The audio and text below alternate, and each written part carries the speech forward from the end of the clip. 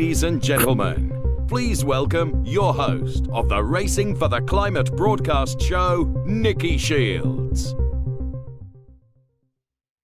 Hello and welcome to everybody to the Racing for the Climate and the RCCO World EX Championship. What I was saying is that time is flying past because today actually marks the start of the second half of season 1, and because it's a kind of special time in this championship, we thought we would make it a very special race, because tonight is going to be the first ever night race in the history of the still young RCCO World EX Championship. So I think the fact that we've got a night race on our hands means not only will it produce a really unique setting, but also plenty of new challenges for our drivers who are getting pretty embedded into the championship so far.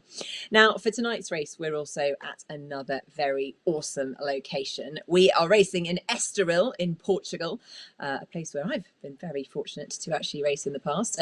What an awesome track that is, but it is close to the country's capital, Lisbon, and it really is a classic track in motorsport, isn't it? It's the previous home of the Formula One Grand Prix of Portugal, so we're very, very excited to be racing in Estoril.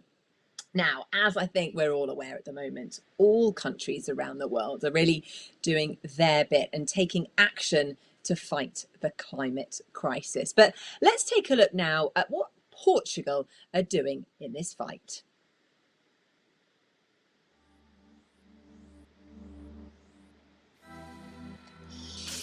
Now, Portugal is a beautiful country. It is well known for its stunning and very popular beaches. It's a relatively small country, a population of approximately 10.2 million people. But it has a plan in place. The plan is to massively reduce emissions by 2030. It's investing a lot in renewable energies at the moment, particularly trying to increase the share of renewables in transport by 20%. Also in 2020, the capital Lisbon won the European Green Capital Award for 2020. What an achievement that is.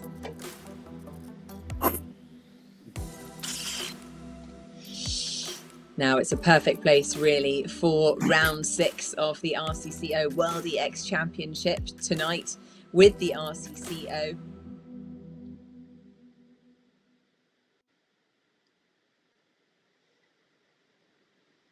So there we are, just a few bits of facts and stats there of what Portugal are doing in their fight against the climate crisis. I think it really is a brilliant place that we are racing in to really showcase what they're doing.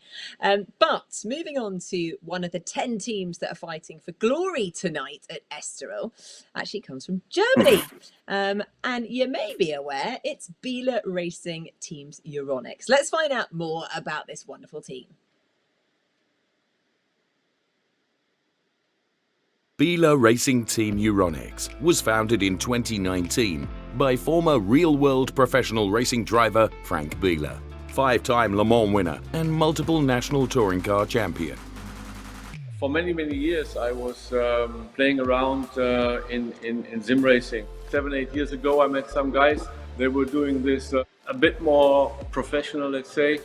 The idea was to create something with this bunch of people and trying to set it up a bit more professional. Biela being the team manager and senior figure, his squad of youngsters consists of drivers from Germany, Switzerland, Austria, Belgium, Luxembourg and Turkey. This international mixture of experience and fast sim racers combines two things above all: a long-lasting close friendship and sim racing as a mutual passion. So at the beginning we were probably maybe 7 to 8 people probably. We were testing together and so on, and they were doing some of the bigger official events and also quite successfully.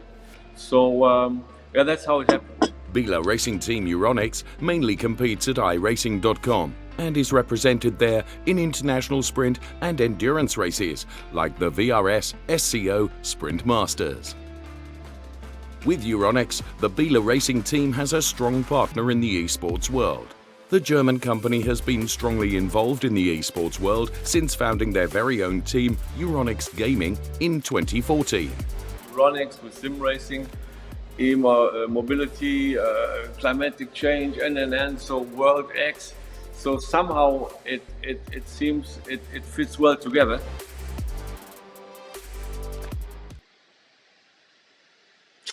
Well, there we go. And it gives me great pleasure to welcome the founder of this team, Frank Biela himself, no less than 5 times winner of Le Mans 24 Hours, DTM champ back in 1990 with Audi, and of course, a big fan of esports racing. Frank, how you doing? Hi, Nicki. Nice to see you again. I'm fine, thanks. Doing well. Good, great to have you on the show, and great to have you part of this championship as well.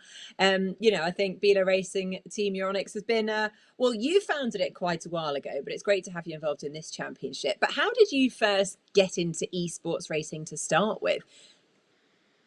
Yeah, I mean, first of all, it was not just me, of course, but they asked me whether we could call it Biela Racing. There was nothing to complain about, so that's how we started the whole thing. But there are, let's say, a handful of people really being very enthusiastic, and they're putting in a lot of effort to get this thing running. And yeah, so far we are pretty happy how it developed in the last 2 years. As it was mentioned before, mainly doing iRacing, and now being here in the World EX Championship, it's a different thing. It's very difficult. You have to get used to it, and you need track time. Yeah,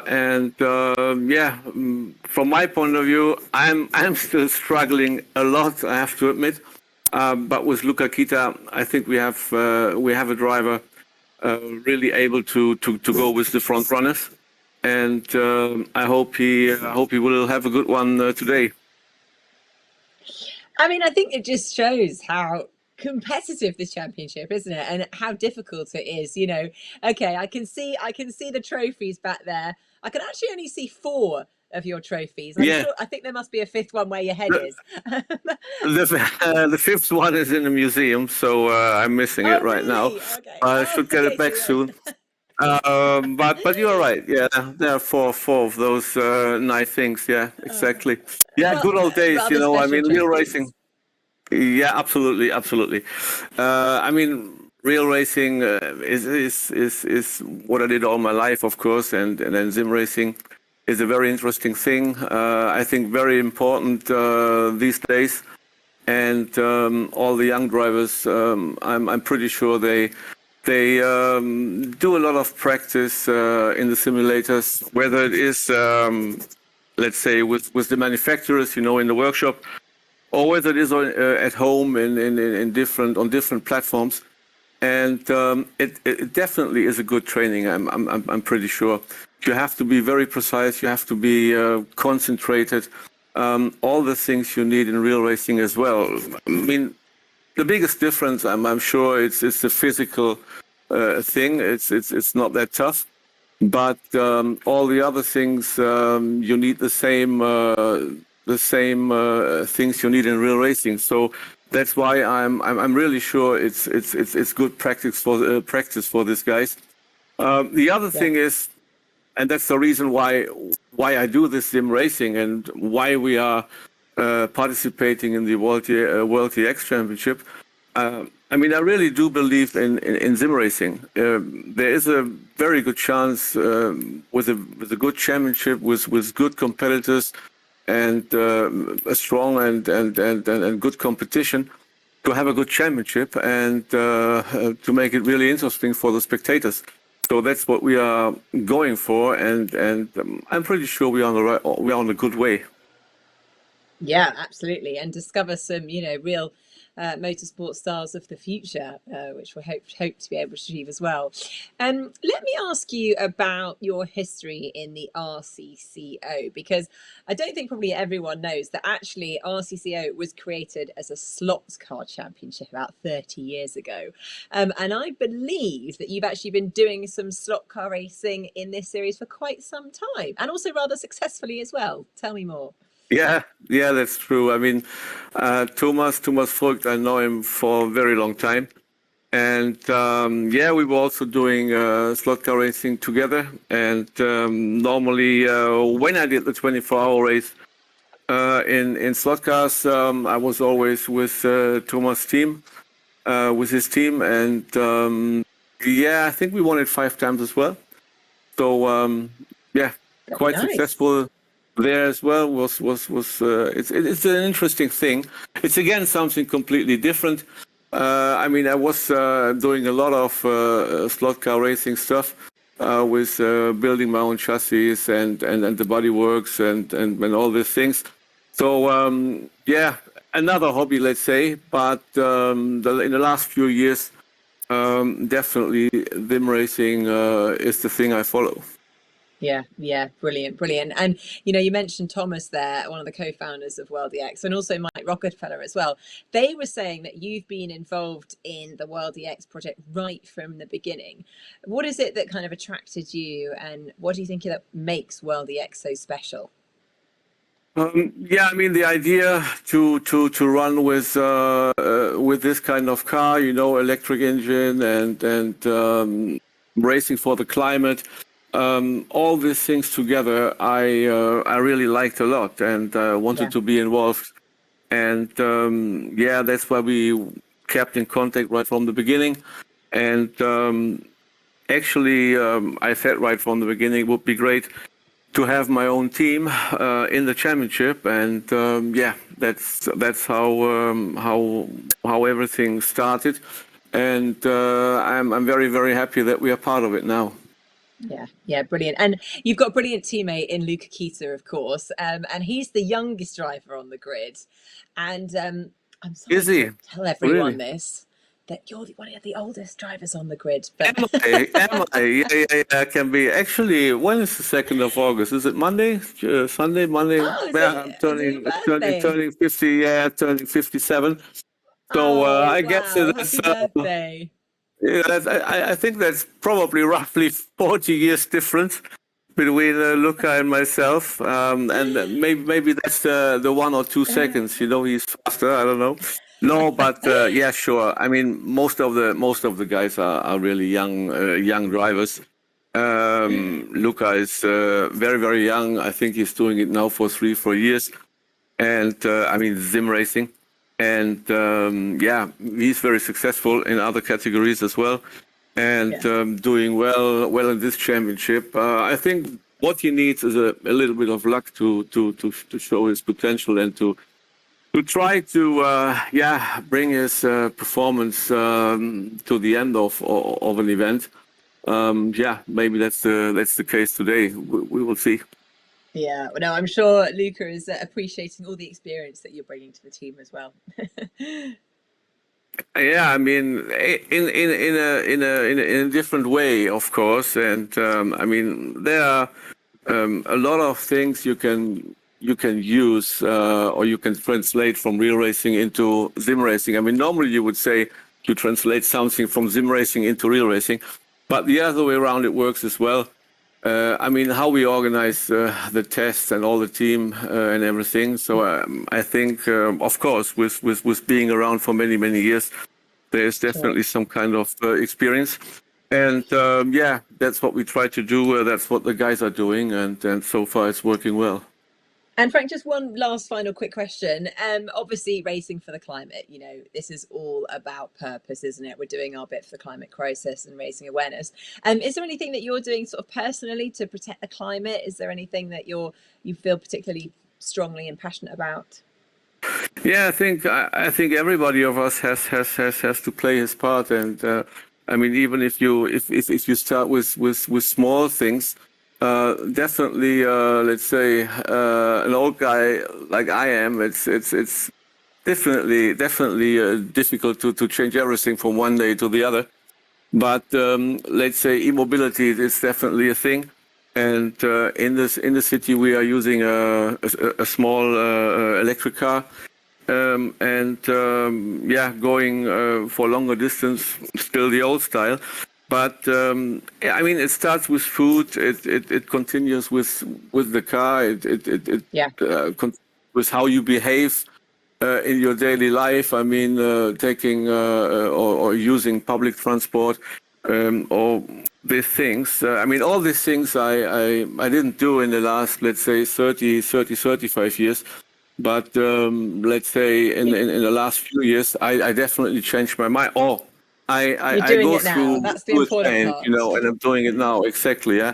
And I think that's what we have to get used to, and we have to think twice before we fall back into old behaviors. And so let's see. Yeah, habits, exactly. Sorry.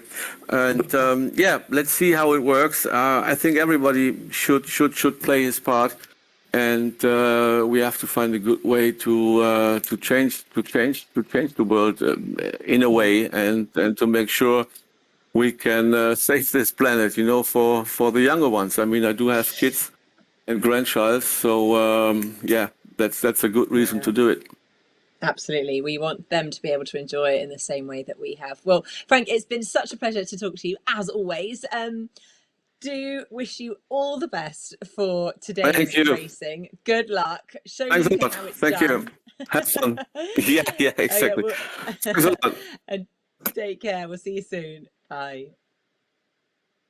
So there we have it, Frank Biela, everybody. What a great character he is. It's really, really wonderful to have him part of this series. Now, as I mentioned before, this marks the start of the second half of the season. Time really has flown past. We've already seen 5 thrilling events since the start of that season at Silverstone. So why don't we take a quick look back and remind ourselves of what happened in rounds 1 to 5. Lasse Sørensen from Denmark has been the star of the first half of the new RCCO World EX Championship, winning 3 of the first 5 races.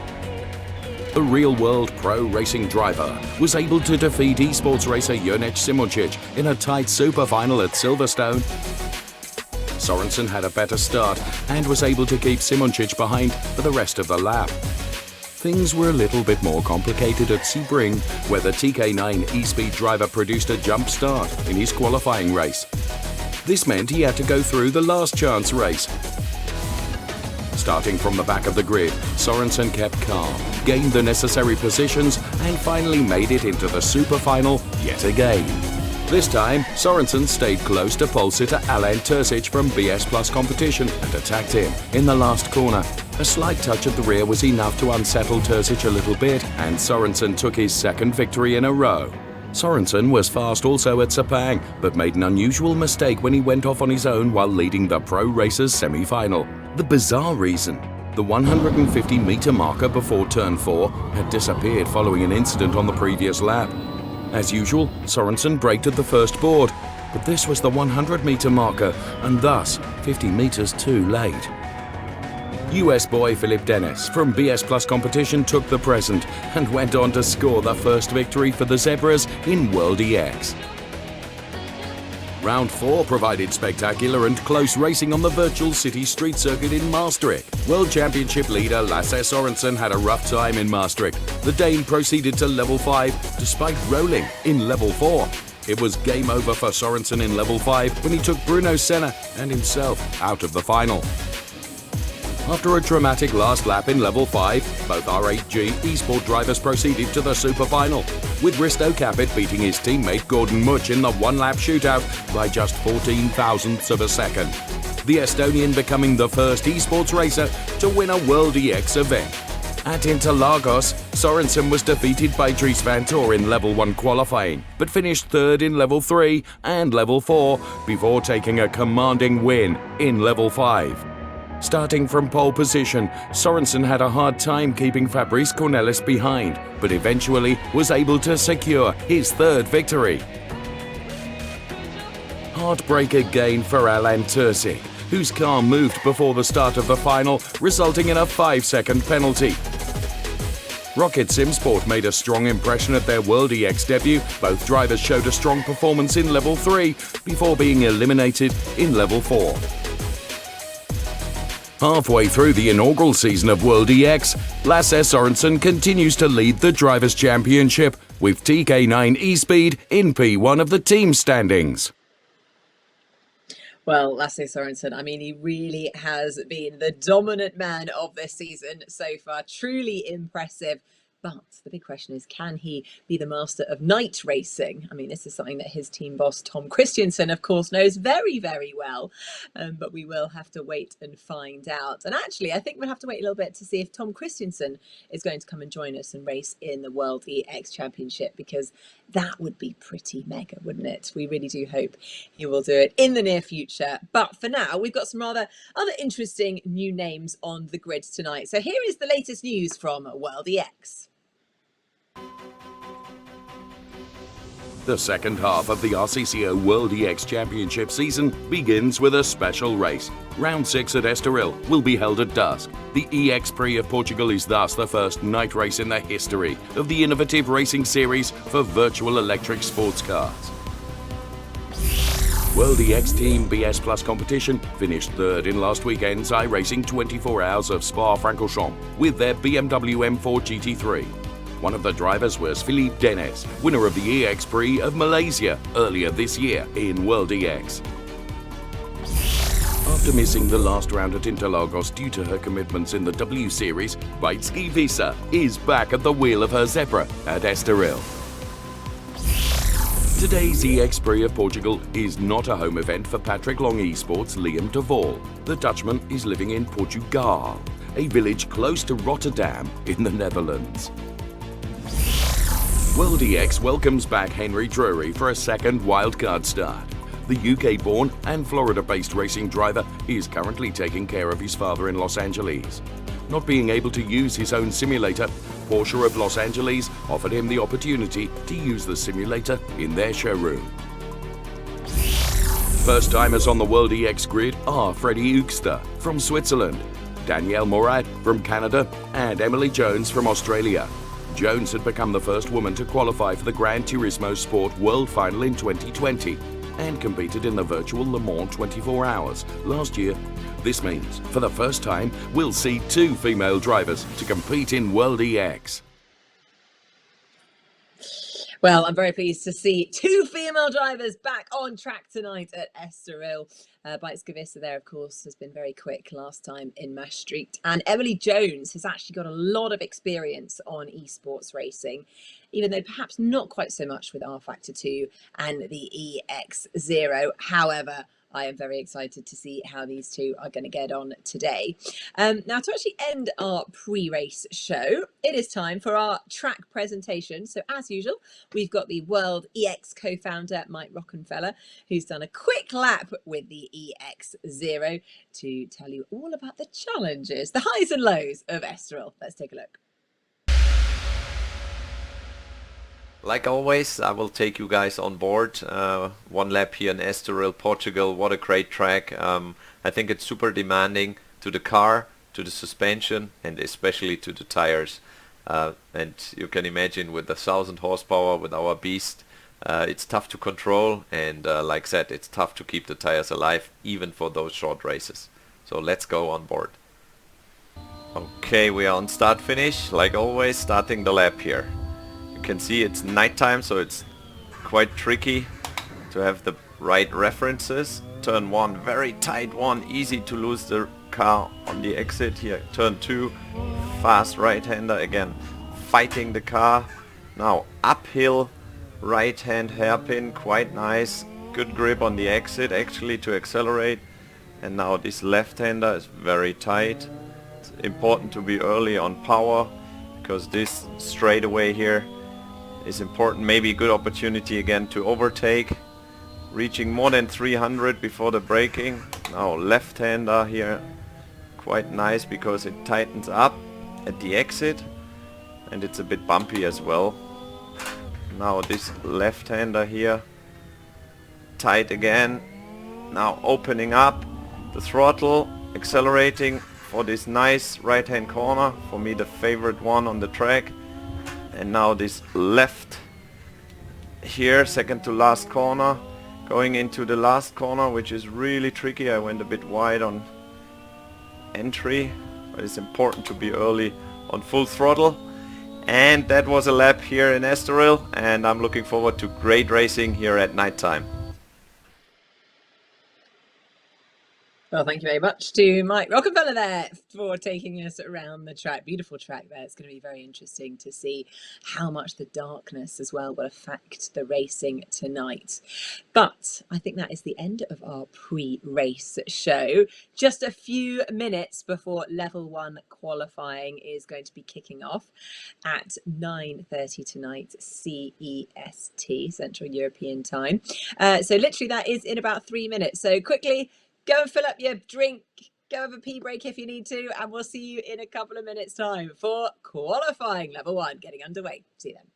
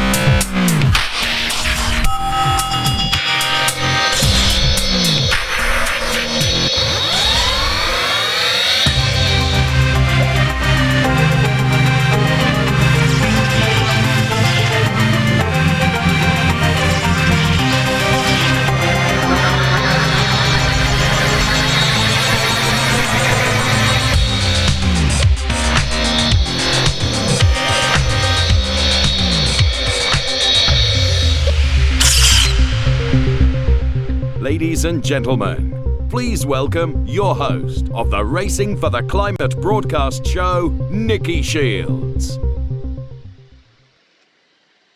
Well, hello and welcome back to the Racing for the Climate show and round 6 of the RCCO World EX Championship.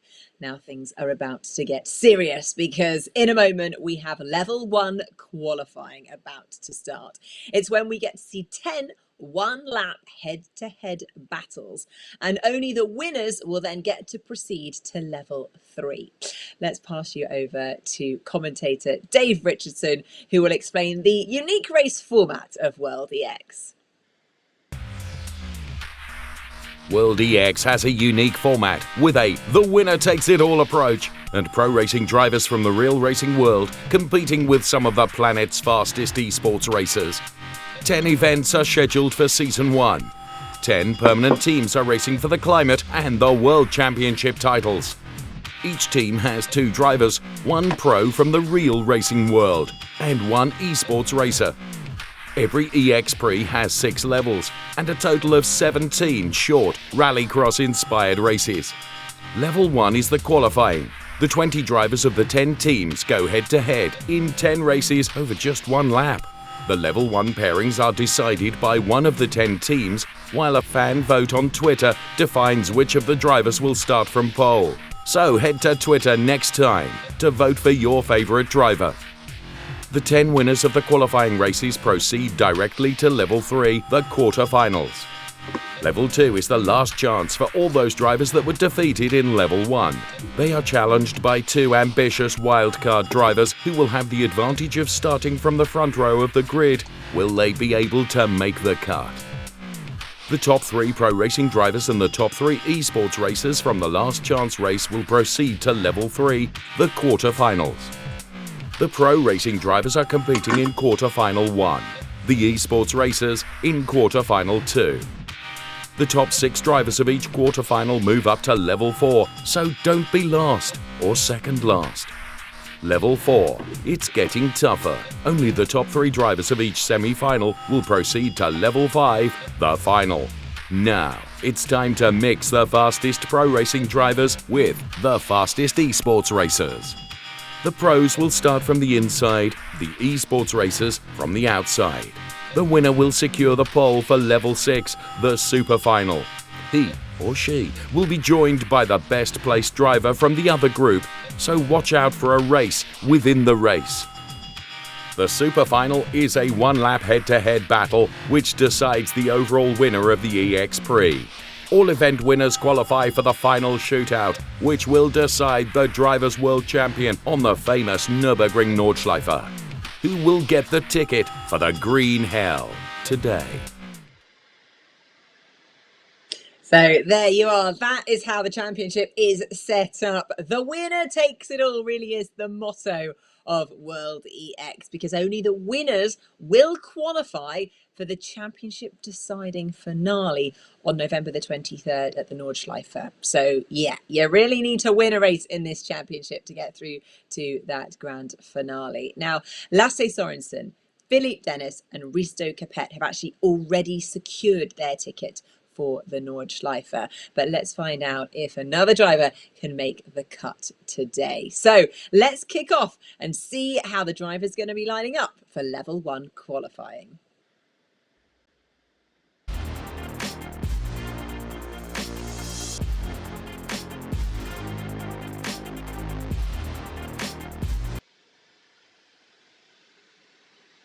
Okay, so we are going to quickly. This is level 1, the qualifying.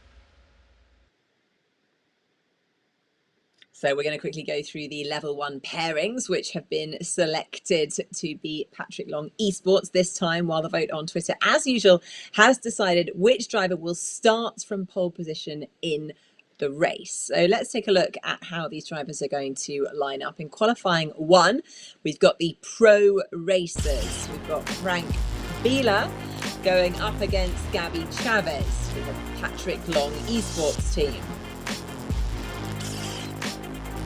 Qualifying 2 for William Esports, we've got Martin Stefanko against Alen Terzic. Qualifying 3, we've got Dries van Thor for the esports team WRT and Lasse Sorensen TK9 eSpeed. Qualifying 4, we'll see Devon Brown for Rocket Sim Sport against Risto Capet for the R8G esports team. Qualifying race 5, we'll see Daniel Morad for the Williams esports team against Gordon Much for R8G esports. Qualifying 6, we've got Liam Devell for Patrick Long Esports against Freddie Usa from the Anko Esports. Qualifying 7, we have Weizgewisse back with us for BS Plus competition against Alan Valente for the Anko Esports. Qualifying 8 is Luca Kita for Biela Racing Team Euronics against Michi Hoya for Absolute Racing. Qualifying 9, we see Alex Buncombe for Rocket Sim Sport up against Alessio Picarello for Absolute Racing. And the final qualifying race is between Fabrice Cornelis against Andreas Jochimsen for TK9 eSpeed. So there we have it. That's how the drivers are going to line up. I think it's time to get cracking onto the first qualifying race. And actually, we've got Frank back with us. Yes, Frank, hi, it's me again. Yeah, you're back with us. Kicking off the first qualifying race, how are you feeling racing at Estoril?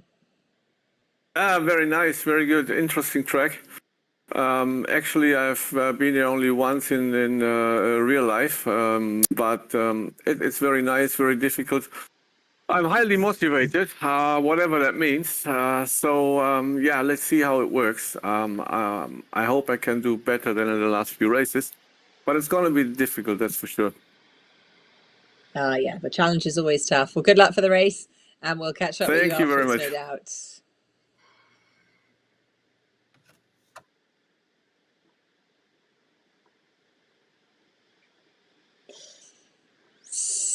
So, Mike, this is the first time that we're going to be seeing the drivers go head-to-head at Estoril. What can we expect? Prepared. I think he's getting more used to the car, but as he said at the beginning, it's not easy. And now in the dark conditions, for sure, it's even a bit more complicated. So let's see.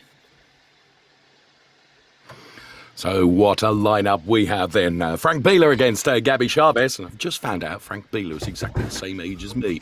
Not only has he been more successful, he's also better looking. How irritating is that? Stand by. We are ready for qualifying to get underway.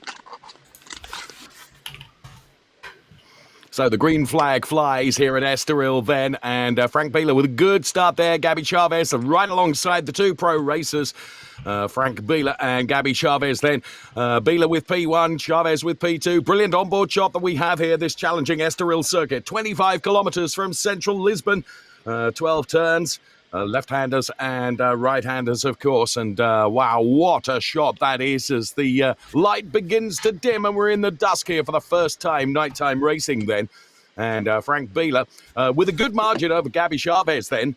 And Frank Biela, look at the concentration as we split the screen and you can see he's cool, calm, collected. And has he got it all lined up nicely on this occasion? He's the first to admit that, of course, up against some of the younger stars in the World EX Championship, he has struggled a bit, but seems to have got his mojo today here in Portugal. So this is Frank Biela then.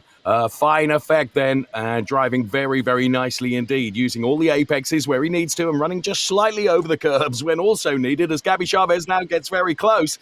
Within 4/10, Gabby Chavez we can see in screen as well now as he concentrates really hard and he wants to try and outdo the old fella when it comes to this qualifying. Forgive me, Frank, and I know he will. So the gap between them is 6/10s, but Frank Biela is victorious in that one-lap qualifying session. Frank Biela and Gabby Chavez then getting the first racing action underway in this RCCO World EX Championship, and this round coming from Estoril.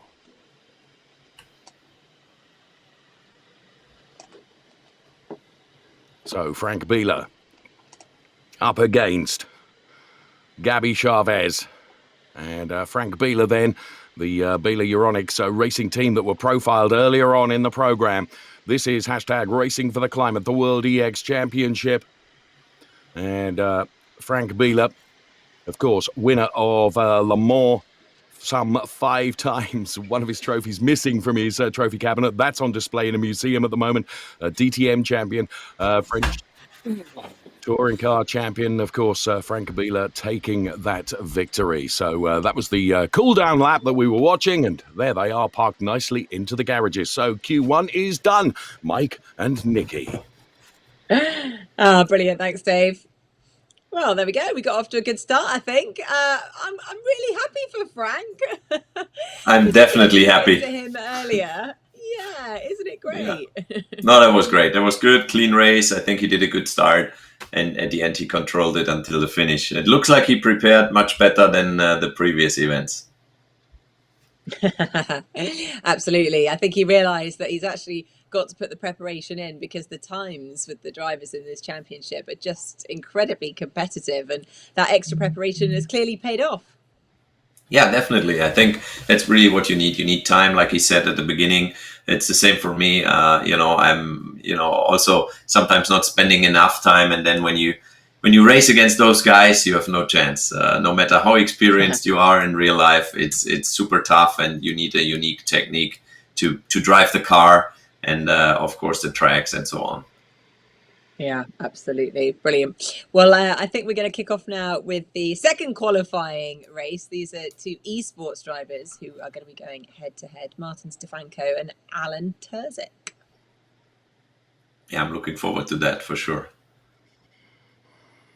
It's a good pairing. And these are going to be 2 heavyweight. Absolutely yes, right, Mike. We meet again. There is Alen. Hi, Alen. How's it going? I'm good. Focused. Oh, yeah. Are you feeling the wind today?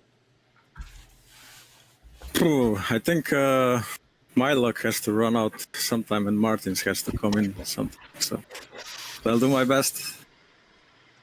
And how do you feel about racing in the dark this time round? That suit you? It's quite nice. Yeah. It looks very nice.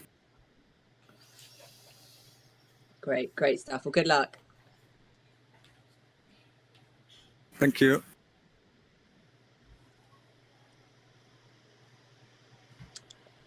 All right, then. I think we're now going to start off with the qualifying race 2. So good luck to both Martin Stefanko and Alen Terzic. Dave, over to you. Thanks so much. Here we go then. Alen Terzic then. Very, very focused indeed. Man. You could sense that, couldn't you? And good luck. Third time's was the one charm, that said, hopefully. Martin's luck has got to come in. So let's see who is going to be victorious in this one-lap shootout here in Estoril. Qualifying then is about to get underway. This is Q2. And Alen Terzic up against Martin Stefanko.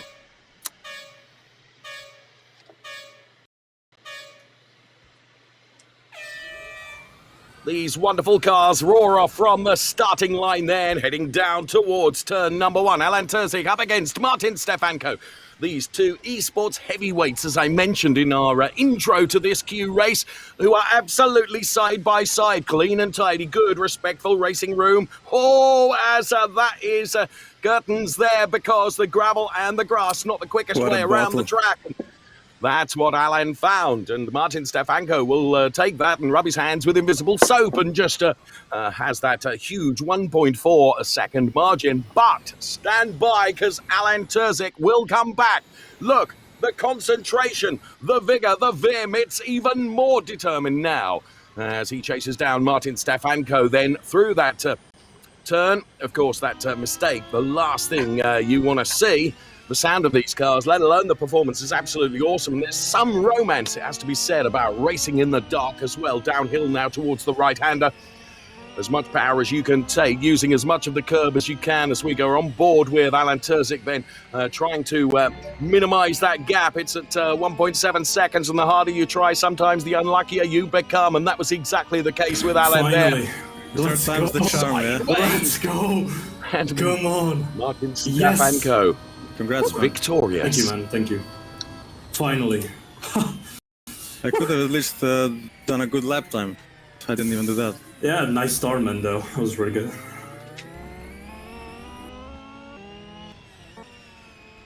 Hope to see you in the next races. Yeah, same, man. GG. GG. Oh, Alen Terzic's going to be so frustrated with that, isn't he? What a shame. But Martin Stefanko, who's been strong all season, really. Great result. Yeah, they are really two heavyweights for sure in the championship here. I mean, they are super strong. I think Alen was a bit on the offline, let's say, going into corner 2. On the outside, I'm sure he wanted to be just in front of Martin and make the turn. Was a bit too fast, not on the ideal line, and actually he went off. And in a one-lap race, that's about it. But yeah, it's like it is, and I'm sure he will use his opportunity in the last chance. Oh yeah, I don't think that's going to be the end of Alen Terzic today. That's for sure. No. Right, let's head into our next qualifying race. Qualifying 3, we got 2 pro drivers going head-to-head. Dries Van Tor for the esports team WRT and Lasse Sorensen for TK9 eSpeed. Right, so Lasse Sorensen, how you doing? Good, thank you. Yeah, just been waiting for this race here, so can't wait to get going again. I mean, you are the man with a target on your back. I hate to break it to you. Everyone wants to beat you. Yeah, hopefully we can keep going as we did the whole the start of the season. So we have to see. I'm just happy for how it stands at the moment. So we're just gonna keep up working. Yeah, consistency. That's what you've got. That's for sure. Well done, Lasse. Good luck for qualifying. Thank you. Dries, you're up against Lasse Sorensen. How confident are you feeling? Well, more confident because we always, it's what is it, the 4th time now? Yeah. Maybe I'm getting used to it, so I don't know if that's positive or negative, but yeah, of course it will not be easy. But yeah, looking forward. Good. All right then. Well, get focused and we'll catch up at the end of the race. Thank you. So we are standing by for the start signal then. Practice or? Well, I just started, did a couple of laps today and a bit yesterday, so I think it's quite tricky with all the bumps on this track. Yeah, I am gonna have a struggle here, I think. So Dries Van Tor trying to play down his chances up against Lasse Sorensen as here we go then. Lasse Sorensen then with start here. superior start, I would suggest, to Dries van Tor. Lasse Sorensen leading them into turn 1 then, and just a little blast of throttle before we get to turn number 2. The right-hander Lasse Sorensen, the most winning driver, of course, in the RCCO World EX Championship, and there he is in shot for you. Just look, the concentration on Lasse Sorensen's face. Of course, Dries van Tor will chase for all he's worth. He's merely 6/10 down on Lasse Sorensen. But when you've only got 1 lap to do it, let's need a good time for the next one. Yeah, well, as you can clearly see, I just started practicing today. Great banter between the two of them as well. So Dries van Tor then just started practicing today. Yeah, right, Dries. So Lasse Sorensen the track with is quite 1.2. nice, I must say. I've never driven on it, but it has a nice flow in it, must say. Yeah, it's only like you have these 2 kind of bumps in the braking zones, which is quite tricky for me at least. But like the flow, yeah, it's quite nice. I would like to drive for once with a real car. It would be nice, I think. But like this last corner here, that must be so fucking hard for the tires in real life as well. Yeah, it goes on forever, so you have to wait and wait and wait. Yeah. No swearing, Well, we're live on air. For Lasse Sorensen's colourful language. It was just so it's of still him. even, like 2-2 now, so... Yeah, that's the only positive I can probably take out of this, but... It's 2 beers for you, 2 beers for me. Yeah, well, we should really get them sometime soon. Yeah, winter. Well, once again, apologies for the colourful language from Exactly. Lasse Sorensen. Nikki, help us out here. I'm in a bucket. I wasn't sure whether they could hear me during the course of the race or not, so I was trying to be mother and tell them off. I'm not sure it made any difference though. But there we go. Yes, apologies once again. But a great race between, obviously Dries van Tor there realised that he maybe needs to put in a little bit more practice. I think definitely, What do you yes. think, Mike? Yeah, well, I think it was just, he wasn't prepared. I'm sure he's focused already on the 24 hours of Spa this weekend. So for sure, time is flying and we have to understand it. And Lasse is the one to beat. So it's always okay to lose against him, I would say. Yeah, agreed. I think fair enough. If you can lose to anyone, it's got to be him. Right, well, let's move on to our qualifying 4 race of today. We're going to see the 2 esports drivers. Devin Brown is actually with us already for the Rocket Sim Sport team. Devin, we've just seen 2 really 3, I should say, really competitive races. You're up against Risto Capet. What do you rate your chances? He's generally really quick in everything he drives, so that's going to be difficult. Doesn't make it easier that I've been having issues all day, so I'm just hoping What kind of to stay issues? on track, really. That doesn't sound good. A mix of PC issues and generally just being completely exhausted. So Risto keeps fit, that's basically his trick, so he's probably just going to get me on that. Yeah, fair enough. All right, well, Devin, all the best. Let's see if we can catch up with Risto Capet and see how he's feeling. Risto, Devin's just saying that you're at the top of your game at the moment, keeping in shape for this esports competition. What do you say to that? Hey, no, he's not wrong. My body is ready, but you can't force yourself to be fast. I think Devin might be faster right now, but let's see. It all depends on the start, the first corner, and then let's see who makes the least amount of mistakes. But unpredictable, but interesting. Excellent. All right, good luck, guys. Thanks. Well, we are standing by then for Devin Brown and Risto Capet. Here we go. Cars on the grid, ready to go. TC We issues. await Do the you also start have signals. 8 gigabytes of RAM? No, I have 32. That's not the problem. I'm not sure what it is, but something with the CPU. All right. You have your ancient Intel, yes? Extreme. Yes. Nice. All right. Anyway, good luck. Yes.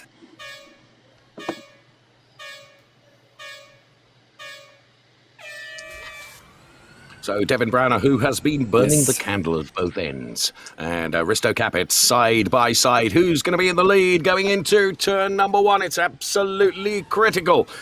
So turn one then sees Devin Browner able to show a clean pair of heels to Risto Capit. Will it stay like this for the remainder of the race? I would say not, because this is as close as we have got during qualifying so far. The cars are merely separated by just a couple of tenths. Sideways there for Devin Browner as he gets the back end of the car out. Risto Capit tries to go to the inside, and unfortunately that did not play into his hands on this occasion. Good control from Devin Browner, who held onto the car nicely. That has elevated the gap between P1 and P2 in this one-lap qualifying race then.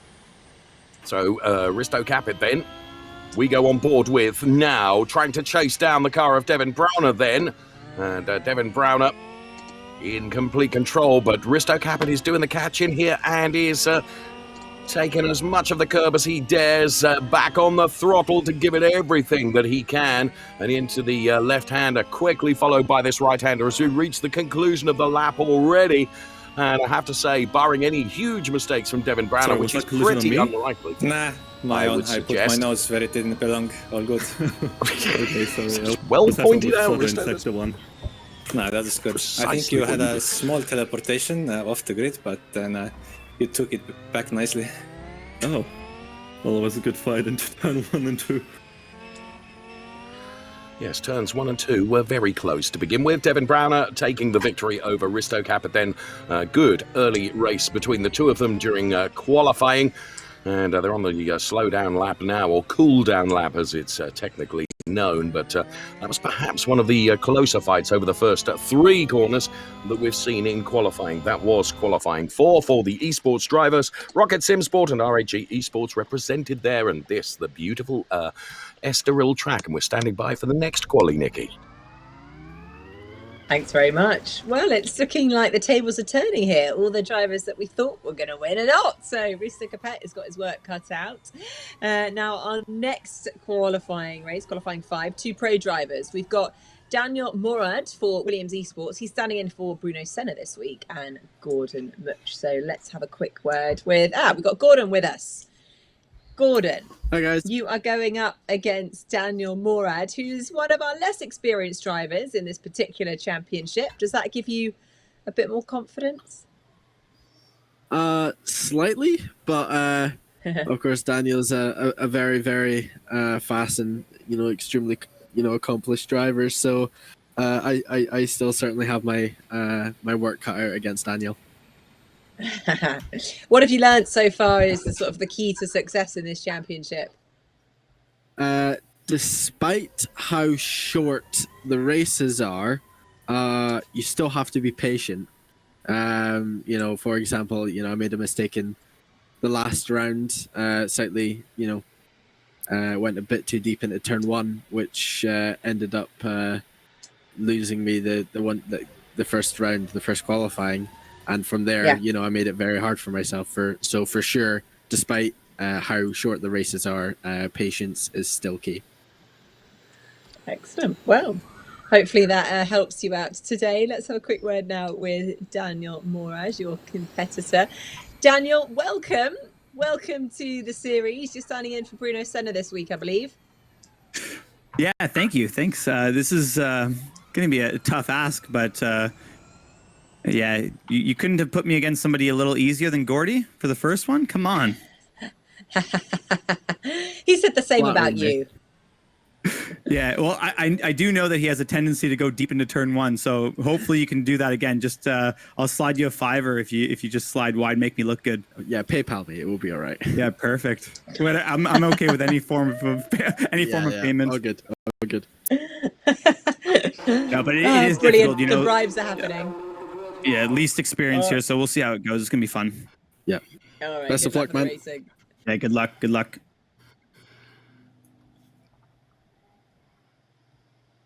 So Daniel Morad up against Gordon Much then. Gordy Much, and we stand by. We are just 10 seconds away from this qualifier. It's Q5, Williams Esports up against R8G Esports then here at Estoril. 4.182 kilometers of tarmac await, gentlemen.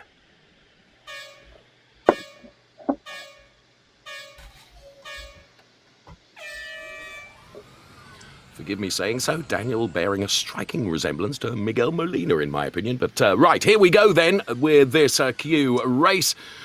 Daniel Morad then up against Gordy Much, and there you can see. What was it about running deep into turn number 1 and also turn number 2 now as we find some grass? So we are into this Q5 race between these two fantastic drivers. So welcome to Daniel to the World EX Championship, and of course Gordy Much, who has been with us on a number of occasions previously. And it is Gordon that is able to show that clean pair of heels to Daniel Morad at the moment. Daniel hailing from Toronto, of course. Gordon from Scotland, Barney, Scotland. And he is leading at the moment. Gordon Much is only 6/10 in it, though. But, of course, it is just this one-lap shootout in this qualifying series. So, Gordy very much saying at the beginning of this that you have to be patient and use the patience. Well, he's certainly not using much patience at the moment because Daniel Morad is closing down to 3/10 between the two of them, but we are running out of tarmac now. As Gordon Much then on the final stages of this will head towards the timing line, and looks like he's going to take victory from Daniel Morad in this qualifying race. Indeed he does. So Gordon Much then takes the win from Daniel Morad. A very creditable performance, though, Daniel, I must say. You did exactly what you said not to do. Yeah. You did exactly what you said not to do. I told you, man. I told you. You know what, though? Not to make excuses, but I do have a lot of them. The brake bias resets every time you go onto the grid, right? Yeah. So yeah, I'm going to use that one today. That's the one. Yeah. No, good race, man. The racing driver book of excuses. Yeah. We all, I have a book. That's just chapter 1. Yeah.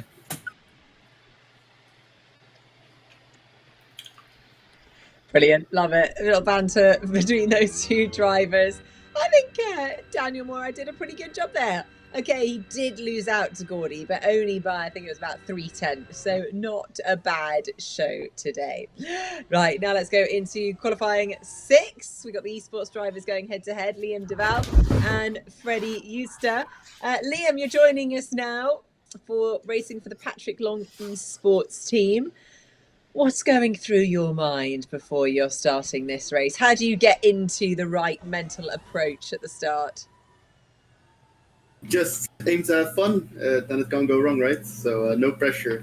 I think it's the least pressure I've had in a long time. So let's just have some fun. I think that's a brilliant approach to have. Let's see how your competitor Freddie is feeling, if he's feeling as uplifted as you are. Freddie, how you doing? We just heard from Liam. He said he's just going to have fun. Are you going to do the same? Yes, I hope so. It's the first time for me in the series. And I'm looking forward to the start.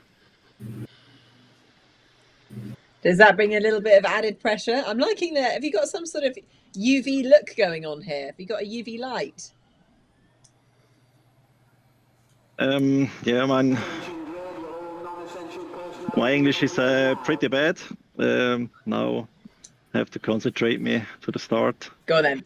Get focus. Good luck. Thank you. Good luck, Freddie. Thanks, you too. So the drivers wishing each other luck then as we stand by. 10 seconds to the start of the race. A special lighting effect for Freddie Euster, and a special drum effects I noticed there for Liam Duval as well, as that tom-tom drum sat down there. Stand by. Here comes the start signal.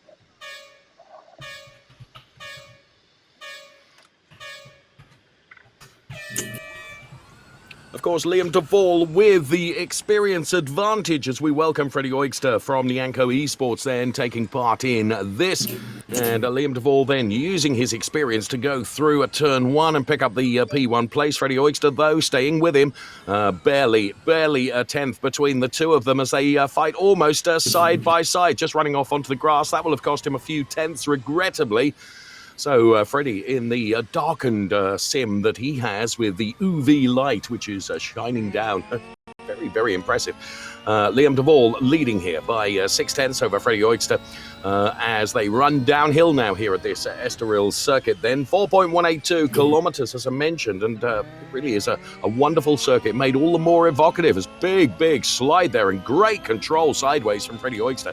Really enjoyed that. Not the quickest way around this track necessarily, but very enjoyable for us to watch, that's for sure. So Freddie Oyster then 5/10 down on Liam DeVall now. Liam seems to have it all sewn up here nicely, but a couple of corners still to do. But now Freddie Oyster really pushes Liam DeVall right at the end of this race. He's not given up on this. This is a Q race, just a one-lap shootout. I think that his valiant attempt to put himself right alongside Liam DeVall cost him a few tenths, and that means that Liam DeVall is going to be victorious over Freddie Oyster. Good esports race between the two of them. Well done. That was I think we had the exact same start there. Oh my god. Yes, then fucked up in turn 2. Yeah, that was close. That was a good race though.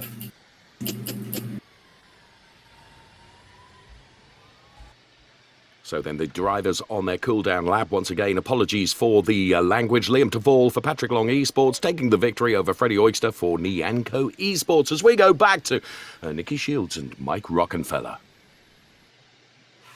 Thanks very much, Dave. A pretty nice, clean race there. I enjoyed that one. What do you think, Mike? Yeah, it was really good. Actually, very impressive to see Freddie, how he, first of all, his setup, I really liked it, with the black light, let's say. It's actually how we do it in a race car, in a night race. So I really like that style.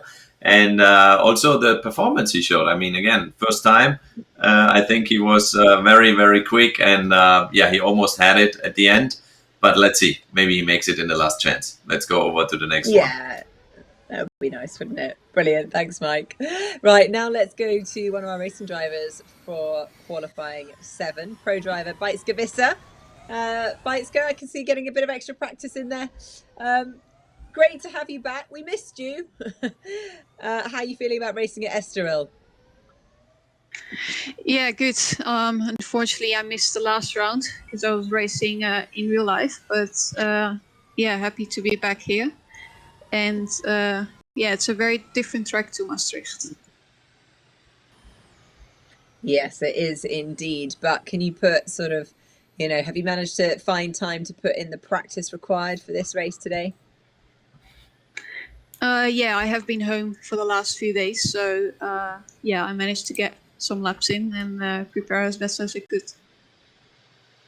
Brilliant. Well, that's great to hear. Well, good luck against Alen. Let's hear from him now. Alen Valente. We can sort of see him there in the corner. Alen, hopefully you can hear me. You might want to change your camera angle for next time. Oh, there we are. We can see your face now. Talk to us about... It's kind of working. There, that's better. Now we can see you. Yeah, so you're up against Beitske Visser. Yeah. How do you think that's going to play out? I'm a spare driver for Nico, so I just downloaded everything and had no practice, so let's see. All right. Well, good luck. Well done for joining us. Thanks. So this is going to be interesting then. Beitske, who has been practicing, and Alain, who says that he has not been practicing.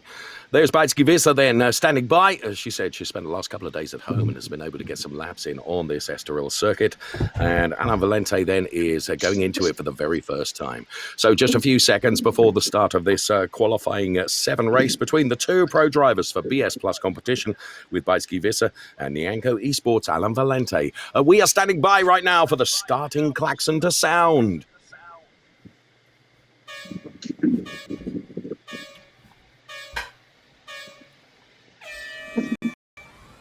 So is it going to be the zebra first into turn number 1? Well, it certainly looks that way at the moment as we head downhill towards turn number 1. And whoa, big sideways moment there for Alen Valente then, who does manage to get it pointing back in the correct direction. And That, of course, has cost him some valuable time for the Nienko esports driver. So Beitski Visser for BS Plus competition is going to be able to take advantage of that as onto the grass, just managing to keep it out of the gravel. That's very creditable. So huge margin that Beitski has already over Alen Valente, who, as he said, has not had the opportunity to do any laps on this track at all, which means Beitski Visser certainly had something of an advantage. Just looking through Beitski's real-life racing CV, which is fairly extensive for the young lady. Whether she has raced here in Estoril previously, not sure, but Beitski Visser, there she is hard at work on the sim then. She puts this EX0 through its paces here to Estoril and has perhaps the biggest margin of gap that we have seen in the qualifying races so far today. So barring any huge disaster for Beitski Visser, this should be a slam dunk win, and with 12, nearly 13 seconds worth of margin, she is going to cross the timing line, break the timing beam, and it is Beitski Visser that is victorious over Alen Valente, who takes P2. And there is Alen Valente then, the best from Alen still to come. Rest assured of that. So there we have it then, the two drivers. And just for good measure, a little bit of lawn mowing down towards turn number 1 from Alen Valente as well. So the pro drivers from BS Plus competition and the Nienko esports, Beitski Visser and Alen Valente, there is confirmation. Straight through to level 3 goes Beitski Visser. Cars parked up once again in the garages as Mike Rockenfeller and Nicki Shields will reflect on that. The biggest margin, I would say, in qualifying that we've seen so far this evening. Yeah, it really was quite a big gap, wasn't it, Mike? What do you make of that? I mean, you got a feel for Alen, obviously, he just downloaded the game and just got himself involved. So I guess we've got to give him the benefit of the doubt. Yeah, I mean, it's clear, we are talking here about really high professional sim racing, a lot of, really good esports guys. And of course, without preparation, you have no chance. And Beitski, on top of that, I think is also one of the best. I raced against her already in the sim, and she's really good, and was great to see her winning. So yeah, she deserves. Yeah, absolutely. Right, well, let's go into qualifying 8. 2 esports drivers going head to head. Luca Kita and Mickey Hoyer. Mickey, let's catch up with you. Looking very focused there. Sorry to interrupt. That's fine. Talk us That's through why we're here. the preparation. How's the preparation going, and what do you rate your chances against Luca Kita? It's going to be tight. Luca has been really quick in the testing. That afternoon I did testing with him. Like I had the nose a bit up front. Now in the warm-up right before the event, he was better. So we'll see how it goes. I think it's going to be fairly tight. Great, brilliant. Well, good luck for the race. Let's have a quick catch-up with Luca Kita and see if he has the same views. Luca, Mickey's saying it's going to be super tight. Do you agree? Or are you going to smash it out the park? No, of course it's going to be really tight. I mean, practicing and for the time is different to a 1v1, so I hope the fight is good, and let's hope if I win. All right, best of luck. So Luca Kita then up against Mickey Hoyer. It's Biela Racing Team Euronics up against Absolute Racing. The 2 esports stars then, Luca Kita and Mickey Hoyer, about to go head-to-head in this qualifying 8 for the esports races. The cars are heading up towards the grid as we speak. And I just wonder whether Luca Kita will have a slight advantage in that he shaved before racing this evening, as opposed to Mickey Hoyer, who once again didn't. I'm sure Mickey will forgive me for that. Well, might give him a couple of 100s, you never know. Let's see. So, hashtag racing for the climate, and this is the Portuguese EX Prix then. The cars are on the grid, and we are standing by for this one-lap shootout during qualifying then. And we're about to get the start signal underway, and then the guys, as you can see, it's getting darker by the moment. Yep. Gleichfalls.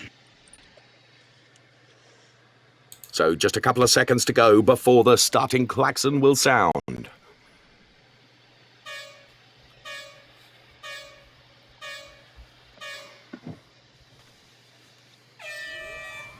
Two bitterly determined racers go head-to-head in this qualifying then. Mickey Hoyer and Luca Kita side by side as they head in towards turn number 1. And you can see the inside line is the line to have through turn number 1. There's no question about it. We've seen it during the qualifying races that we've seen thus far. So it is Luca Kita leading Miki Hoyer, but Miki Hoyer is going to fight back here. There is nothing in Miki's psyche that says he cannot win this. Even when someone else is in front, he will throw absolutely everything at it. Just look at the concentration as we split the screen. And you can see Miki Hoyer giving it absolutely everything. Of course, these wonderful cars are hugely difficult to get the very best out of. The real challenge for these drivers, whether a pro driver or esports driver, I can assure you of that. And the gap has already been reduced as Miki Hoyer then continues to chase down Luca Kita. Luca Kita currently is able to show a clean pair of heels to Miki Hoyer, but the race is not done yet. Taking as much curb as he dares as we're on board with Miki Hoyer. Gets the car sideways, beautifully controlled. It's fantastic to watch. Just look how he's locking the steering up there and doing his level best to get on terms with Luca Kita. But I think sideways is never the quickest. And that has just played nicely into the hands of Luca Kita, who breaks the timing beam. He takes the victory from Miki Hoyer. So for Biela Racing Team Euronics. Brain fart. Shit. Yeah, that was lucky. That was lucky. I don't know, I've broke the same way than I did in testing, but the car just didn't stop. Yeah, that's sometimes my problem too. So nah, that. Like I know the brakes are cold and stuff, but like I just hit brakes and nothing happened. Yeah, I was so scared for the first turn.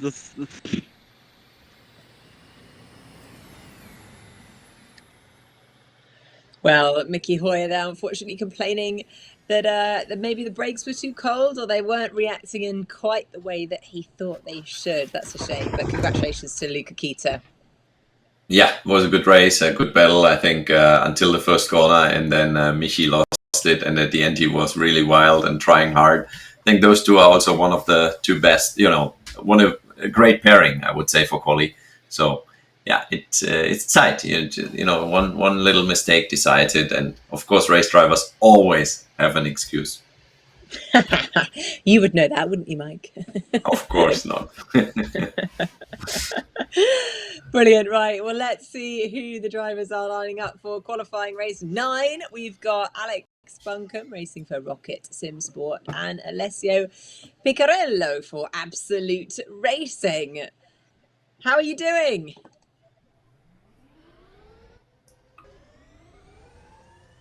Now, Alessio, I'm not quite sure I can hear you.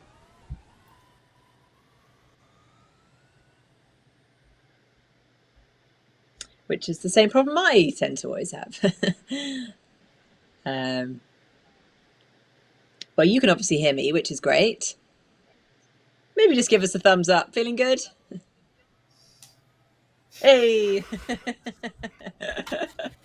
There we go. Brilliant. All right, we'll catch up with you afterwards, hopefully. Good luck for the race.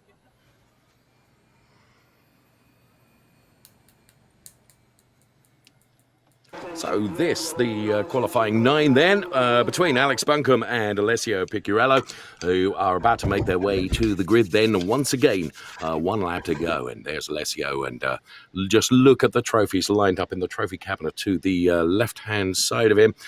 Gives you some idea of just how good both of these racing drivers really are. So this is going to be a very exciting qualifying shootout. I can predict that. And we are but a few seconds away from the start getting underway. Just 1 lap. That's all the drivers have got to do it.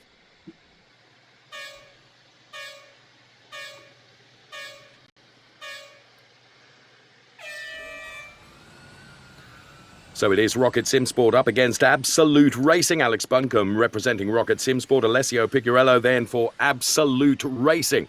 And into turn number 1 they go. We've found that the inside line seems to work best, but this is the first time that we've seen perhaps the outside line that can work.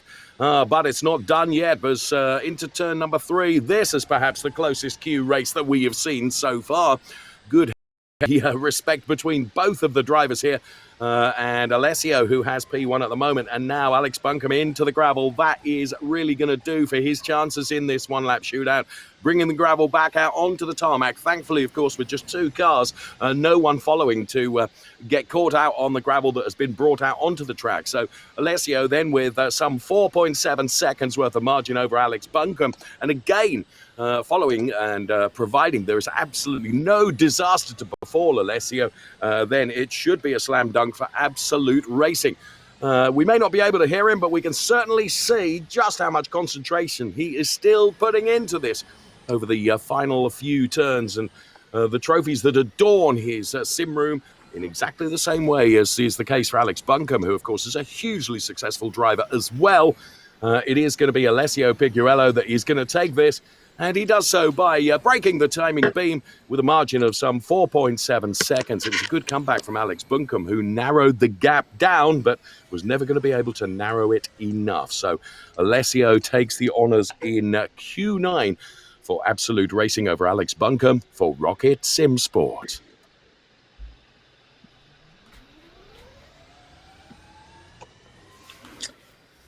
Oh, what a shame there. Alex Buncombe trying to come back in that last sector, but just a little bit too late. Alessio securing the win. Yeah, it was tight the first 2 or 3 corners, and it looked like it was almost too tight in turn 3. Looked almost like Alex turned Alessio around, but at the end he succeeded, and what a great first qualifying for him, first event in our championship. So yeah, it was nice to watch. Yeah, very impressive stuff there from the rookie in this season. Right, so now we're going to head into qualifying race 10. 2 esports drivers going head-to-head. We've got Fabrice Cornelis and Andreas Jochimsen for the TK9 eSpeed. Andreas, can you hear me? And how has the preparation been going ahead of today's race? You're up against Fabrice Cornelis.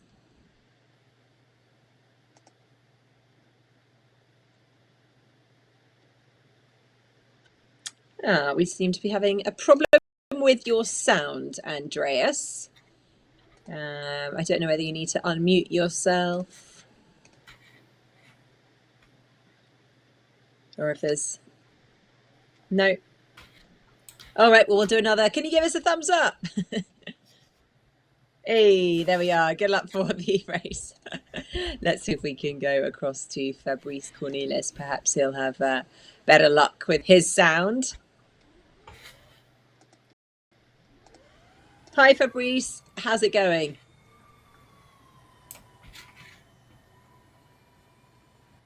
We seem to just be generally having problems with the sound speaking to our drivers today.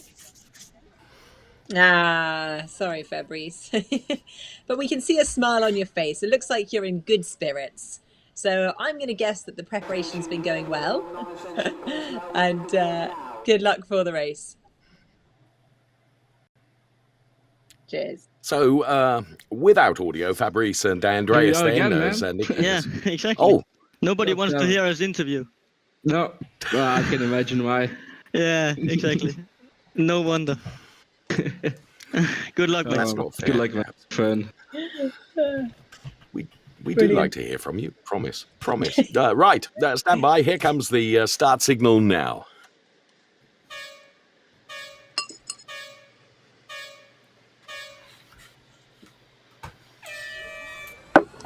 So, esports team WRT for Fabrice Cornelis. It is the TK9 eSpeed team for Andreas Jochimsen as they head downhill here at Estoril towards turn number 1. Andreas Jochimsen then and Fabrice Cornelis absolutely side by side as they run into turn number 2. And Fabrice Cornelis just getting the better of Andreas Jochimsen. That was a brilliant move there. So at the moment it is WRT ahead, but a big fight back coming from Andreas Jochimsen as well. You can see Andreas Jochimsen, our on-board camera then, as he's working very hard to try and overcome Fabrice Cornelis, who currently has that P1 position.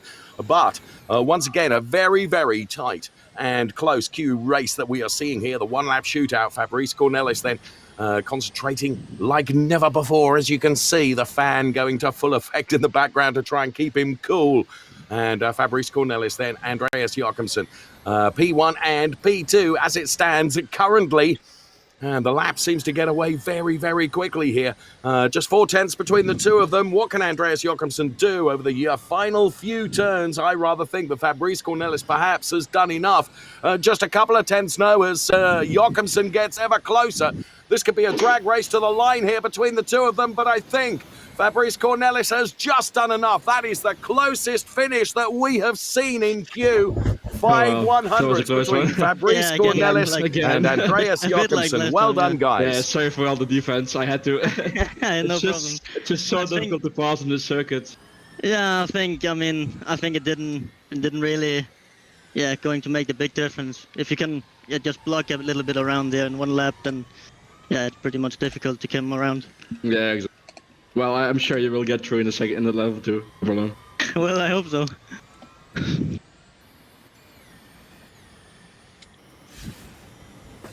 Oh, that was a brilliant battle there. So close. I think that was one of our closest races, wasn't it, Mike? Yeah, it was by far the best so far tonight. Really, really good stuff from both. Not only at the end, even before, they already had some nice battles, some nice positioning.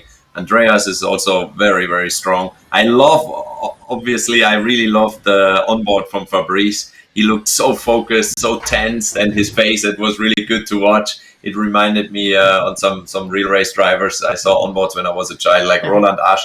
He was always making a funny face, and you could see his focus. That was really, really cool to watch. Yeah, it really is. I think that's why we're so lucky. We're treated with the images of the drivers. It's just brilliant. Well, there we actually can see the current standings. The winners we've got there: Lasse Sorensen, Luca Kita, Martin Stefanko, Liam de Waal, Devin Brown, Fabrice Cornelis. And the pro drivers, we've got Bike Skavisa, Alessio Piccarello, Gordon Much, and Frank Biela. So those drivers, those 10 drivers, will be going straight through to level 3. Now, these are the drivers that missed out on going straight through to level 3, but all is not lost yet. We've got Freddie Oikster, Dries van Thor, Mickey Hoyer, Pets, Andreas Jochimsen, Alen Terzic, Daniel Morad, Gabby Chavez, Alex Buncombe, and Alan Valente. And they're going to be going through to a qualifying round 2, where they get a second chance to secure themselves a position in round 3.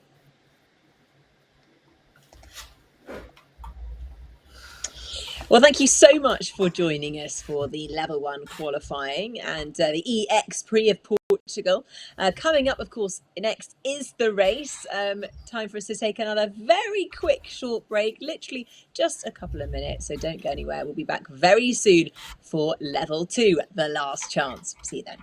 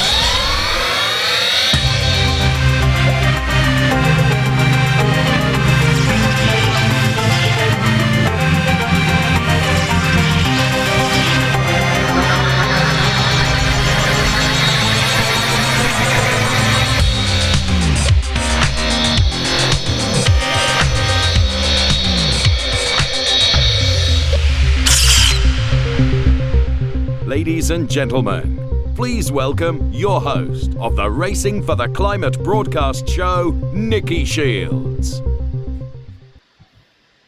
Hello and a big welcome back to Racing for the Climate and the EX Prix of Portugal. We're racing at Estoril tonight. Now, if you did just turn up, we have already completed the level 1 qualifying. We've had 10 winners and 10 losers of the 10 short races. Let's take a look at results. So these are our winners. Of course, a fan favourite, Lasse Sorensen, who's done exceptionally well so far in this championship. Luca Kita, Martin Stefanko, Liam Duval, Devin Brown, Fabrice Cornelis, Beitske Visser, who's back with us this week, Alessio Piccarello, Gordy Much and Frank Biela for his own team, Biela Racing Team, have made it through. They're the drivers who have made it through to the level 3. Let's take a look at the losers from round 1 of qualifying. We've got Freddie Oyster, Drie Van Tor, Mickey Hoyer, Risto Capet, Andreas Jochimsen, Alen Terzic, Daniel Morad, Gabby Chavez, Alex and they are going to be the drivers who are now competing for a... Well, it's the kind of losers, but they have still got a second chance to go through to the next level. So let's take a look at the starting grid, because we've got 2 additional drivers who are going to be joining them. Let's find out. So here we have the starting grid. Now on the front row, we have Henry and Emily Jones, 2 wild card drivers who'll be joining us for the first time. The second row, we've got Dries up against Freddie, Daniel Moran, row 3 with Mickey Hoyer alongside him, in Rabbi Chavez alongside him, Risto Capet. Alex Buncombe is going to be a pro driver alongside one of the esports drivers, Andrea Simpson. Then row 6, completing the grid, Alan Veland against Alan Terzic, the back there. So yeah, that is how the grid is going to line up. And now we're going to do a quick chat with one of the wild cards. Let's welcome Henry. Henry, how's it going? Nikki. Welcome Thank you to the World EX Championship. How's the preparation been going? What do you think of the track? Talk us through your expectations for this race. Well, it's been unusual. So I've had a bit of a crazy story leading up to this race. So I was invited back to compete in this round, and I jumped at the chance. With the slight issue being that I'm currently in Los Angeles taking care of my father while he has some cancer treatment, and my rig is back in Florida. So I started rapidly calling up people in LA to try and find a simulator, and I've ended up at the Porsche Experience Center in Los Angeles, where I'm doing this race from. So preparation's been a bit unusual, a bit unorthodox, but glad to be here. But so exciting that you're there at the Porsche Experience in a sim, and we've got to ask: how's your dad's treatment going? Is he in good spirits? It's going very well. He's standing over on the other side of the room watching the broadcast, so he's doing all right. But yeah, it's well, a you privilege better be to be on your here. best behaviour then. Well, we'll see about that. So. Brilliant. Well, it's an absolute pleasure. Thank you so much for making the effort of making it all come together, and it's brilliant to just show that there's great support, and a big thank you to Porsche as well for getting you involved. If it wasn't for them, you wouldn't be with us. Exactly. Thank you very much, and thank you to Porsche for their generosity. It's an incredible facility here, and I wouldn't be here without them. So can't thank them enough. Brilliant. Well, we're now going to have a quick chat with Emily, who you're going to be lining up alongside at the front row of the grid. So best of luck. I can see Emily now, though. She's looking very determined. Hi, Emily. How are you? Welcome. Hi, how's it going? It's very early. It's 6 a.m. here in Melbourne, but good to go racing. Well, lucky you. It's 6 a.m. for you. You're feeling fresh. You know, you've had a lovely long night's sleep. It's all quite late for us. We've all had a long day. We're ready for bed. Yeah, definitely. Maybe waking up in the morning is like a secret buff that I have. Maybe I'll drive faster. We'll see. Well, we'll find out. Well, thank you for joining us, and good luck racing today, and particularly off that start as you are on the front row of the grid. Level 2, the last chance. So here we go then. The last chance. I know. If they wanted to raise the stakes a little bit. Yeah. It's just to make the statement clear for us. You feel I love the voice as well. Reminded, yeah. Just a reminder that we are actually here. This is Jumanji. So basically, when you cross the line, you have to call out its name. So it was good to hear from Henry, good to hear from Emily as well, as let's get this level 2 race underway then. And Emily Jones then, very early in the morning there, as 3-4 cars go abreast into turn number 1. Who is going to come out of turn number 1 in the lead of this race? Well, as you can see, everyone jostling for positions here. Oh, and into the gravel trap. That's not the best place to be, Henry. Oh, and clatters up against the barriers as well. And that was again? 3. That's really unfortunate. Almost to the back of the pack now. So Oikster it is that leads from Emily Jones then, who has got the benefit of the very, very early start in Australia, of course, and using that to full effect, certainly. So Oikster leads from Jones, from Vantor P3, then it's Hoyer, Morad, Capit, Buncombe, Terzic, Jochimsen, Chavez, Drury and Palante. That's the way it looks at the moment. Yes. So 3 laps of this Estoril circuit to be done then in this level 2 race. And very, very enjoyable race so far with lots and lots going on already.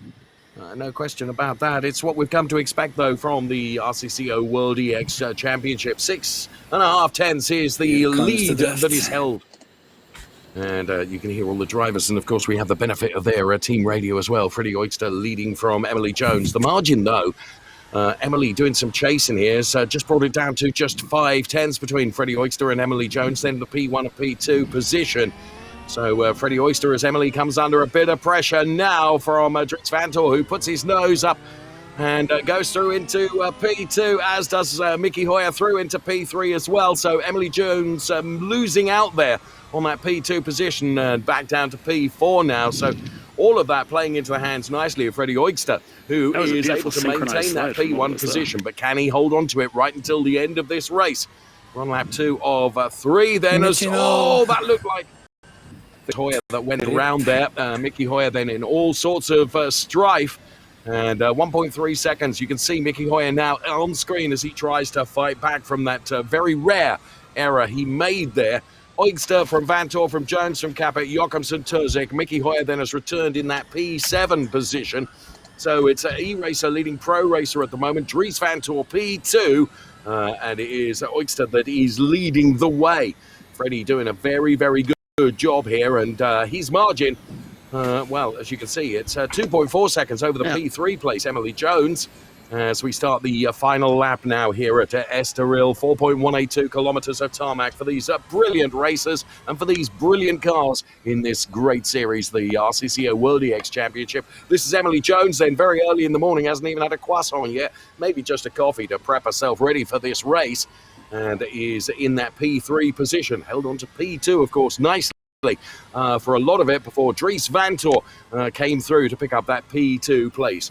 Freddie Oikster P1, Dries Vantor P2, then Emily Jones P3 ahead of Risto Capet P4, Andreas Jochimsen is P5, Alen Terzic P6, and then the returning from the sideways moment for Mickey Hoyer, P7, Alex Buncombe is P8, then it's Henry Drury, Chavez, Valente and Morad bringing the complete 12. So Oikster heading towards the final few turns then. Freddie Oikster, is he going to seal the deal here and take victory? Well, barring disaster with a second's worth of margin, through the right-hander he goes and just kisses the apex nicely. Long sweep now up to the start-finish straight. Surely it's going to be Freddie Oikster that takes this from Dries Vantor. Indeed he does, by 1.3 seconds across the line. P1 for Freddie Oikster. Good race. P2, Dries nice Vantor. pace, Emily. P3. Oh, it's Jones. Well done, Emily. Good P3. Risto Capet P4. Andreas Jochimsen P5. Right. Ahead of Alen Terzic, Mickey Hoyer, Alex Buncombe, Henry Drury, Alan Valente, Gabby Chavez, and finishing in P12, then the car of Daniel Morad. So that is our a race done and dusted, featuring, of course, those wild card drivers. So cars making their way back, and here confirmation of the result from the last chance race then, and taking a fine victory, Freddie Oyster for Nianco Esports ahead of Dries Van Tor, Emily Jones and Risto Caput. Of course, they go through to level 3, out Andreas Jochimsen, Alen Terzic and Mickey Hoyer. Then P8, 9 and 10. Alex Bunkum and Henry Drury, they do go through to level 3. Out is Alan Valente for Nianco Esports. So here it's Nicki Shields once again. She will be with our race winner. Wow, huge congratulations there to Freddie Oyster. Freddie, it was, well, I think 3 wide at the start of that race. It was elbows out, wasn't it? It was very, very competitive. How was it?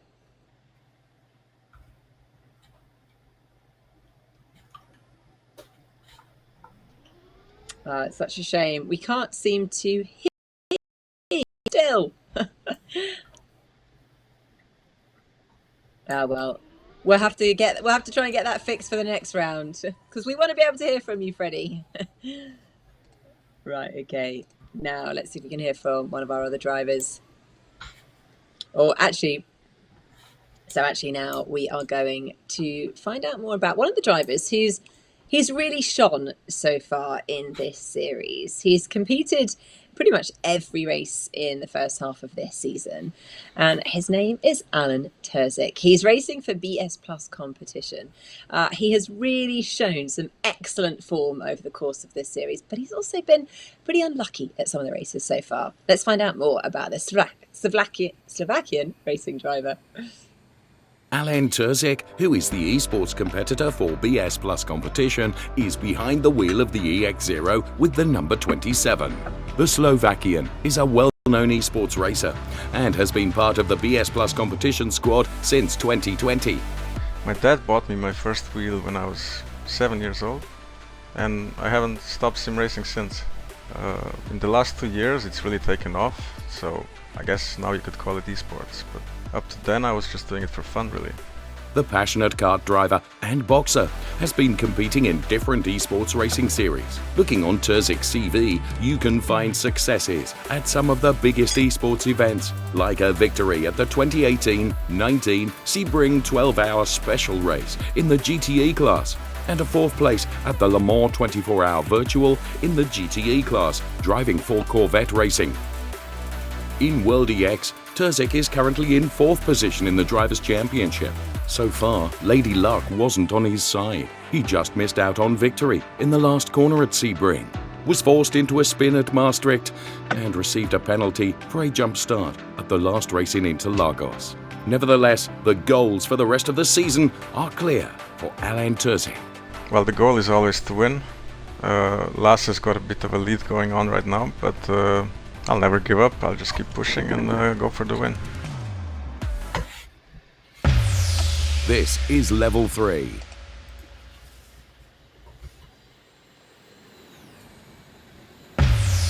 This is level 3.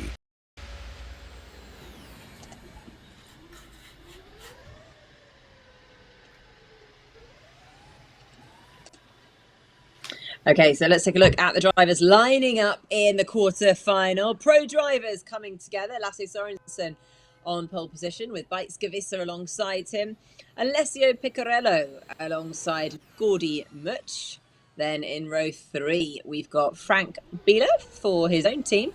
And Dries Van Tor will be aligning alongside him. Then at the back of the grid, we've got Alex Bunkum and Henry Drury.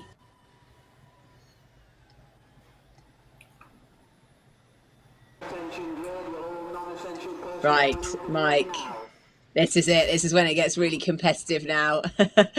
You've got the cream of the crop all coming together in this race. Yeah, definitely. I mean, we just saw the movie about Alen. I'm very sorry for him that he didn't make it again, but now we focus on level 3 and the pro guys. And it looks like Lasse has a good chance again tonight so far. So here we go then. Lasse Sorensen and Bikes Gevisser on the front row of the grid. This is going to be interesting.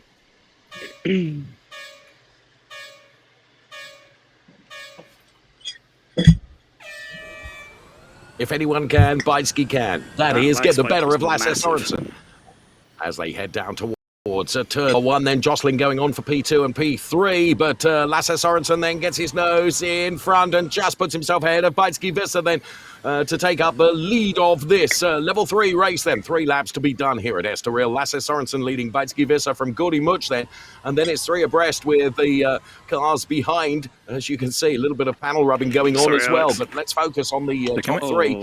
So that was all a bit messy, wasn't it? Sorry, whoever that was. The lag is terrible. Yeah, it's fucking us.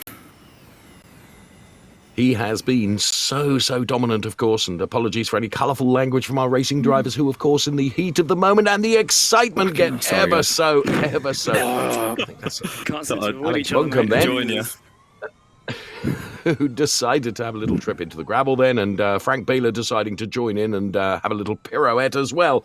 So Lasse Sorensen then with a second's worth of lead as we look at Frank Biela then, who has done very well to get through to wait for me. level 3. Next one, mate. Maybe next one. Dries Vantor in P4, Gordy Much is P3. How many of those? How many actually go through? I think it's top 3 again. Only top 3, or top 3 of every class. I think it's just top 3. Yeah. So there you can see Lasse Sorensen and the concentration that he's applying here to build up that 1.2 second mark. Then in P2, then it is Gordy Much in P3. So let's go on board with Beitski Visser then, who is running in P2 and chasing down Lasse Sorensen. This is not over by any means yet. As you can see, Beitski Visser certainly quicker through that turn and narrowing the gap, in my opinion, to Lasse Sorensen. So Beitski Visser, of course, hugely experienced, very successful racing driver in her own right and brilliant in this fantastic car. And good to see the dashboard and everything as well as Beitski Visser then. We split the screen on board with Beitski both in the sim and inside the cockpit of the car as well, chasing down Lasse Sorensen, who I have to say is cool as a cucumber though, and is nailing every single turn perfectly. It's really nice to be racing here at Estoril, even nicer perhaps to be racing in the dusk as it gets very dark here. So Beitski Visser then doing everything she can. So Alex Buncombe running in P6, Drury is P5, Frank Biela is at the of the pack, and let's go on board now with Henry Drury. So Henry doing a good job, and as he said, he's live from LA at the moment, the city of the Angels. That's really nice. And here comes Alex Buncombe then to the outside. So is Buncombe going to be able to go through, going through turn number 1? Well, they get very close. A little bit of panel rubbing. Rubbing is racing, of course. See, right to the corner there. We must love each other. Can't stop listening. Oh, great banter between both of the drivers as well. But, of course, we must go back to Lasse Sorensen then, who he's been so good in the RCCO World EX Championship. And you could just see why. The guy is such a good driver. Lasse Sorensen then with just about 2 and a bit seconds over Beitski Visser. Lasse Sorensen then will head towards the line. 3 laps, of course, in this level 3 race. And Lasse Sorensen then with but a few corners still to do. But I would think that he's built up enough of a margin of comfort over Beitski Visser. I don't think Gordy Much is going to be able to get on terms with Beitski either. So I think the P1, P2 and P3 places are assured. Here comes Lasse Sorensen then, heading towards the line. Mate. Thanks, mate. And Lasse Sorensen over Beitski Visser. And Gordy Much then, thank you. E3. So nicely done. Lasse is the expression of the moment. I don't think Sorensen, I'm really fast. Visser, I'm like Much, just Vantor, more consistent. Drury, I Buncombe would say. and Biela. At times I'm not really fast, to be honest. We need to apply a bop on you. Few kilos, I think. Yeah.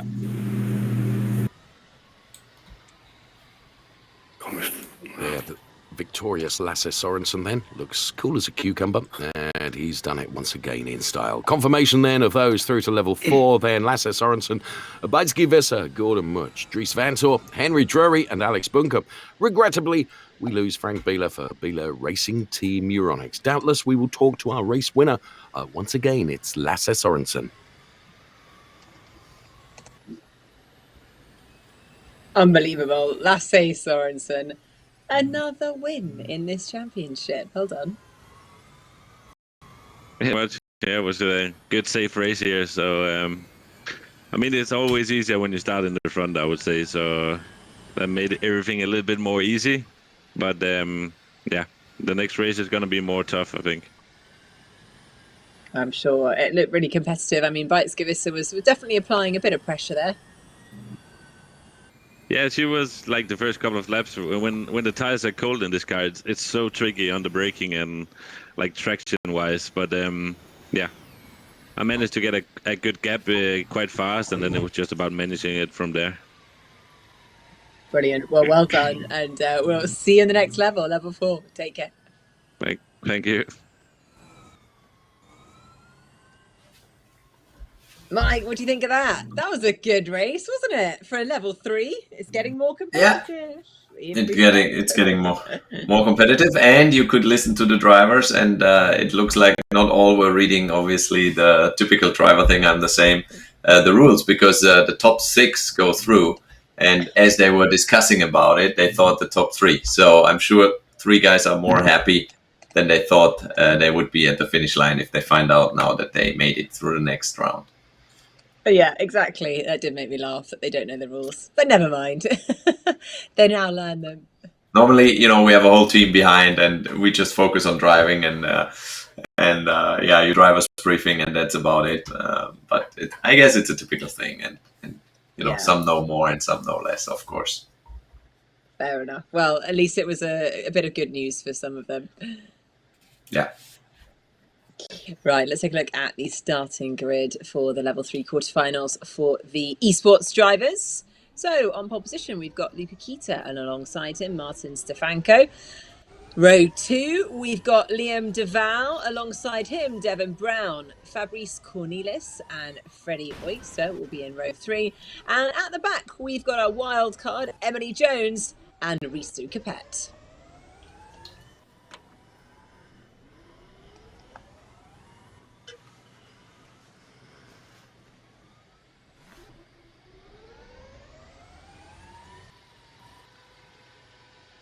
So a number of drivers there that can do some overtaking, that's for sure. And we expect to see plenty of overtaking during the course of the race. Final preparations then, standing by then as we go down to the grid, and just a few seconds away from the start of this race. Luca Kita, Martin Stefanko, Liam Tafall, Devin Browner, then it is Freddie Oyster, then Jones and Capet on the P6 and P7 places, Risto Capet P8. Good luck, guys, and go. Stand by, we're about to go.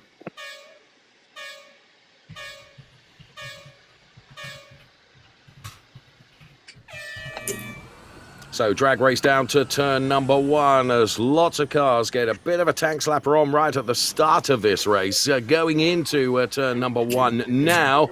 If you carry too much speed, of course, it can be a disadvantage to you because you've got to try and make it around the corner. And you can see there Luca Kita and Martin Stefanko having a nice ding-dong battle then over P1, and Stefanko back to P3 now.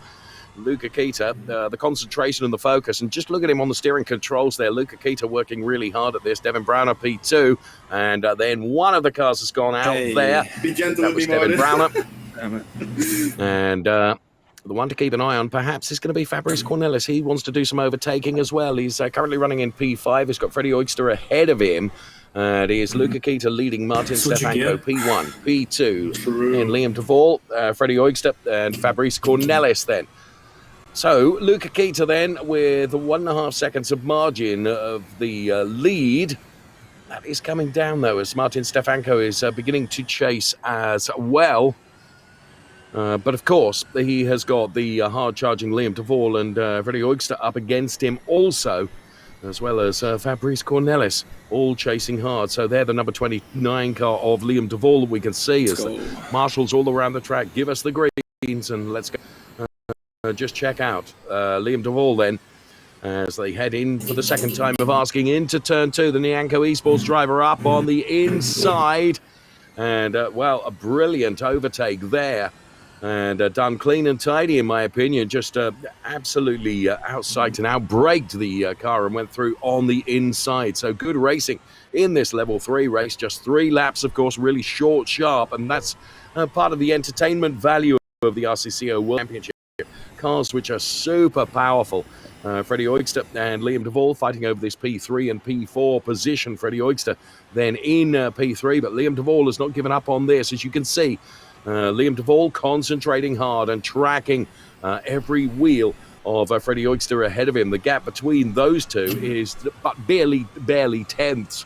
And Liam DeVol, where can he make his move to try and wrestle that P3 position? Oh, Liam DeVol desperately trying to move from P4 to P3. Luca Kita, well, he's still under pressure from Martin Stefanko because the gap from P1 to P2 is just down to just under a second as well. So, lots going on in this race, and as we would expect for a level 3 race in the RCCO World EX Championship, just 6/10 now as they run into turn number 1. This isn't all done by any means yet.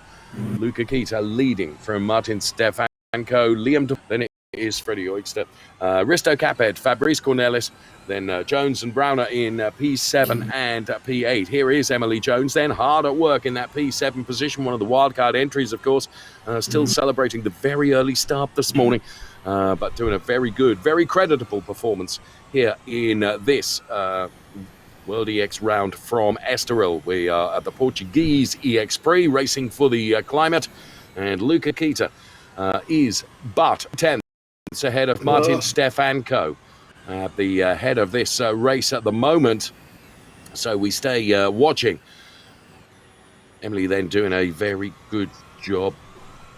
So Cornelis and Emily Jones, P7, Fabrice Cornelis under pressure here. And Luca Kita then just 3/10. And this big battle going on.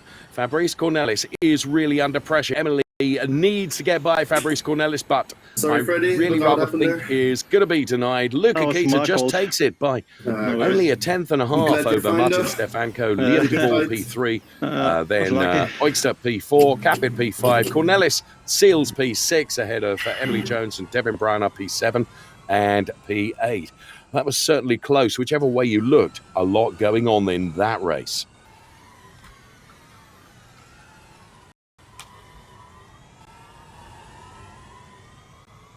So sadly, Emily not being able to get past means that she goes out. A great shame. So confirmation then of the quarterfinal result then.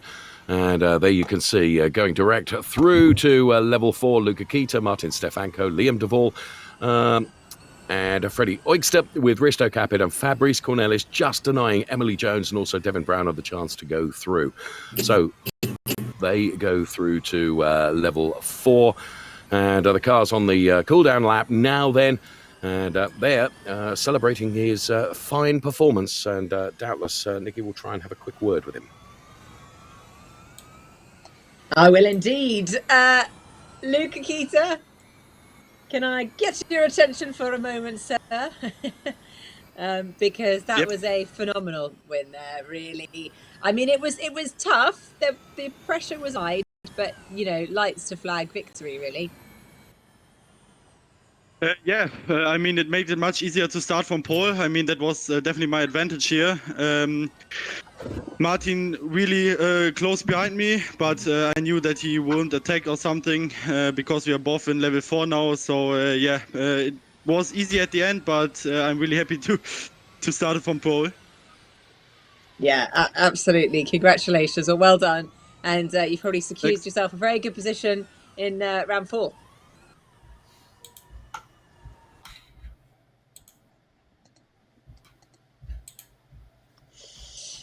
Right, well, so that is level 3 done and dusted. Now we're going to be moving forward to level 4. But just a reminder, it's not only about reaching the next level in our RCCO World EX Championship.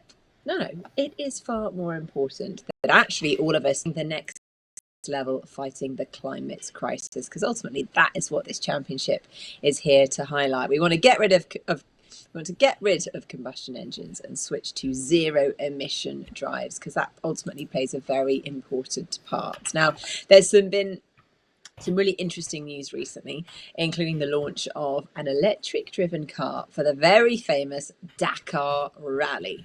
Let's take a look. Audi wants to become the first manufacturer to compete for overall victory in the famous Dakar Rally with an electrified drivetrain. Just under a year after the initial concept idea, the brand with the 4 rings has unveiled the Audi RSQ e-Tron. The futuristic prototype has a fully electric drivetrain, while the company's successful TFSI engine from the DTM's Class 1 era will be used to charge the battery of the car while driving. Audi Sport has already started test prototype, which will make its Dakar debut in January 2022. Opel has become the latest car manufacturer to announce it will go fully electric. From 2028 onwards, the company will concentrate on electric cars in Europe and will also enter the Chinese market as a purely electric brand. Opel has also confirmed that the legendary Manta will make a comeback as an electric car. Schaeffler has reached another milestone on the way to becoming a leader of innovation in electric mobility. The global automotive and industrial supplier recently celebrated the start of production of 2-in-1 electric axles at its production plant in Taikang, China. Schaeffler attaches great importance to local production to ensure it can respond quickly to its customers' needs around the globe. German startup EnerKite is developing an alternative to traditional wind turbines, harnessing persistent high-altitude winds. The company's kites reach higher altitudes and use less material. EnerKite claims their kites are doubling the output, cutting cost, and are resource efficient. The Volkswagen Group has continued its electric offensive in the first half of 2021. In total, 170,939 BEV models were delivered throughout the world up to the end of June, more than twice as many as in the prior year period. 7 different new battery electric models were launched in this period by Volkswagen, Skoda, Audi, and Porsche. Jan de Ridder became the first ever winner of the all-electric FIA RX2E Championship, winning the opening round at Circuit de Catalunya. RX2E is a joint project between Spanish electromobility specialists QEV Technologies and Swedish rallycross powerhouse Opel. The new support category to the FIA World Rallycross Championship is based on an arrive and drive concept. It continues with level 4, the semi-final. All right, huge news there. Moving into the world of electrification, just fantastic to see. But let's take a look at the starting grid that we're going to be going into level 4 with the pro drivers. So here we have it on pole position. Lasse Sorensen, the man to beat. Alongside him is once again Weitske Visser. Second row on the grid is Gordon Much, Gordy, as his friends like to call him. And alongside him, we've got Dries Van Tor. Henry Drury will be on the third row with Alex Buncombe alongside him.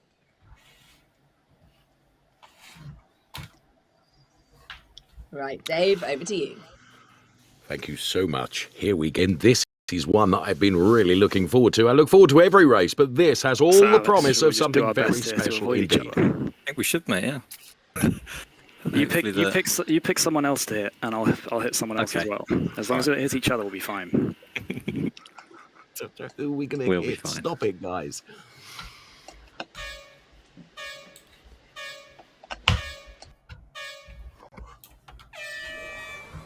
You'll note that in the pre-race banter, the one that didn't say very much there was Weitske Visser, who is going to chase Lasse Sorensen down towards turn number 1. Here we go then. This is level 4. Lasse Sorensen with his nose in front through turn number 1. Alex Buncombe then in P3. Weitske Visser under pressure from Alex Buncombe. Buncombe to the inside of Weitske Visser. He goes through. Alex Buncombe with a blistering start. Did you save that? However, I have no idea. Forgive the language. He has lost again, out Alex. now. It's Sorensen, Visser, Gordy Much. And then it's Drury, Vantor, and Buncombe there with a fine effort. Sorry, mate. Right at the beginning of the race. Sorry. Oh, I can't swear. No worries, you're good. Yes, and please forgive the swearing that's going on, but of course all racing drivers do get very, very emotional. And look at this, side by side, Gordon Much and Weitske Visser. Who is going to come out of this ahead? Gordy Much then, just as it gets ahead of Weitske Visser. And he's going to put the chase on to Lasse Sorensen now. So Weitske Visser relegated to P3, just ahead of Dries Van Tor, who's running in P4. Then it is Drury and Bunkum P5 and P6 at the moment. Lasse Sorensen, though, this has just played into his hands nicely, hasn't it? He's escaping up the road. He's got 2.5 seconds of good. And there you can see Gordy Much doing everything he can to try and take the chase to Lasse Sorensen. But Sorensen's already built up a margin of 2.5 seconds, for goodness sake. The guy is like a machine. He and the EX0 in perfect harmony together. Lasse Sorensen leading from Gordy Much, and then by coming back at Gordy Much now. So, Dries Van Tor P4, then it is Henry Drury P5 and Alex Bunkum in P6. Here is Dries Van Tor, hard at work then in that P4 in the WRT car. And here at Estoril, then Dries Van Tor saying that he is just beginning to enjoy this circuit. And he's chasing down Bajski Visser then. And just around about 6/10 between Visser and... do this. And there is Bajski Visser. I think maybe we should, yeah. So bearing in mind, only the top 3 in this race go through. So Dries Van Tor really needs to get the better of Bajski Visser. And he very well knows this, keeping nice and quiet and concentrated on his battle. Of course, once they cross the timing line, there will be 1 lap left to do. So it is now or never, and Dries Van Tor is getting ever closer to Bajski Visser now. So Visser under pressure here. Bajski returning to the RCCO World EX Championship for this round, and it's brilliant for Bajski to be back. And Dries Van Tor then, as they cross the line now, with 1 lap left to do. Is that the pro line using the gravel there? It is, mate. All the available track. Oh, this is so tight. We're trying to listen into the team radio as well as keep our eye on all the action that's going on here. So, Bajski now having to stick her elbows out and make the car almost twice as wide as it is to try and deny Dries Van Tor from coming through then. P1, Lasse Sorensen, we can almost forget about him. He's so far up the road. And then it's Gordy Much, then it's Bajski Visser and Dries Van Tor. What a fight that is going on here. And this isn't all done and dusted yet. So top 3 going through from this Level 4 Pro race then of these fine drivers, all perfecting their craft on this Estoril circuit. Fantastic to watch. This is Bajski Visser then, defending that P3 position from the hard-charging Dries Van Tor, who is all over the back of Bajski Visser, but cannot find a way through. Just a couple of turns left to do. Has Bajski done enough here?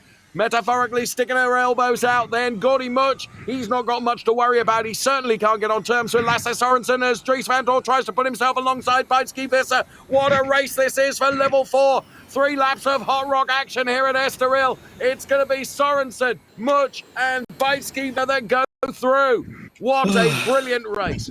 Credit to Dries Van Tor for really having a go. Yeah. Well done, Lasse Sorensen. Did we touch at the start? Oh, we must have done. We must have done. We must have done. I don't think it's possible for us to get through a race without touching. Good fun. Yeah, good fun. Good fight. Yeah. Good win last day, man. Thank you.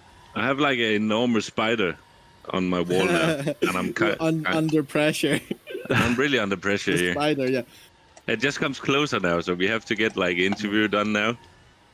The spider gave you more pressure than what me and Bajski did. Bajski Visser, that was phenomenal. First of all, I thought you actually were going to have Lasse Sorensen at the start of that race, and then a brilliant battle with Van Tor there. Congratulations, you're through to the next round. Yeah, thank you. It was very close in the end. Dries was a little bit quicker than me, but luckily keep him behind. Yeah, but it was absolutely brilliant racing there. You had your elbows out. Excellent defending at the end there. Well done. Thank you.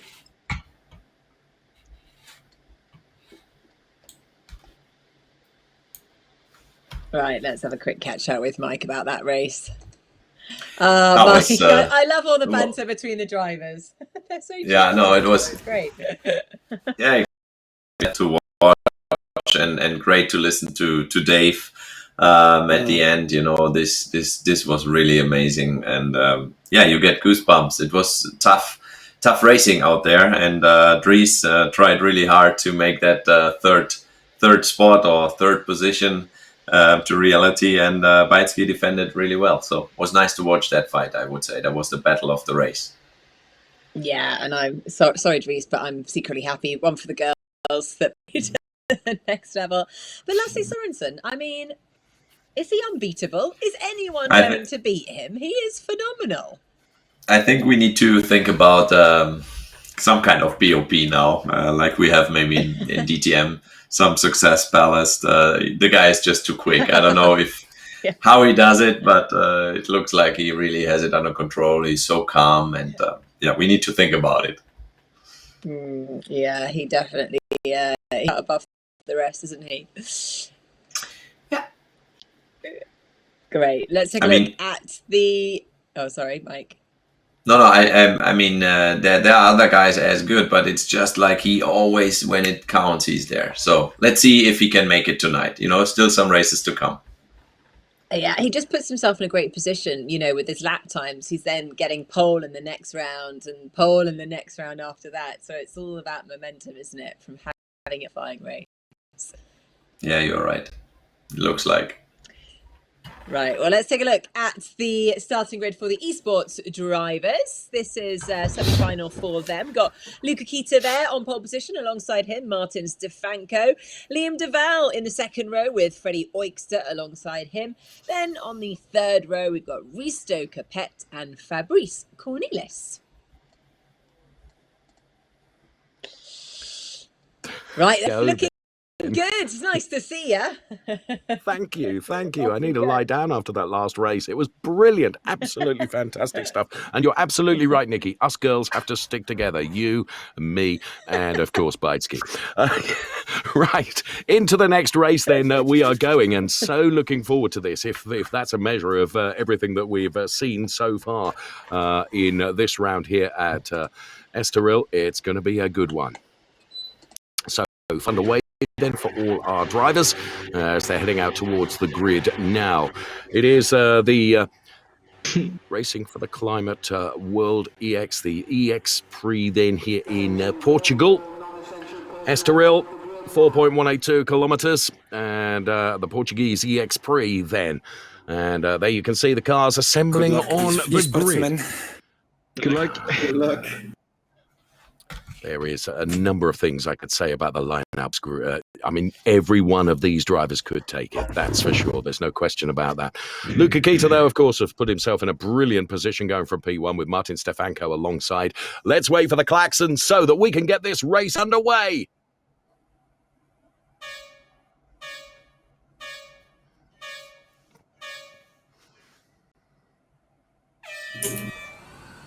My tip for the top here, no, I'm not going to say it because it would be like a commentator's curse and that would be really, really unfair. Driver concerned. So Stefanko, Kita, Duval then as we go very nearly 4 abreast into turn number 1.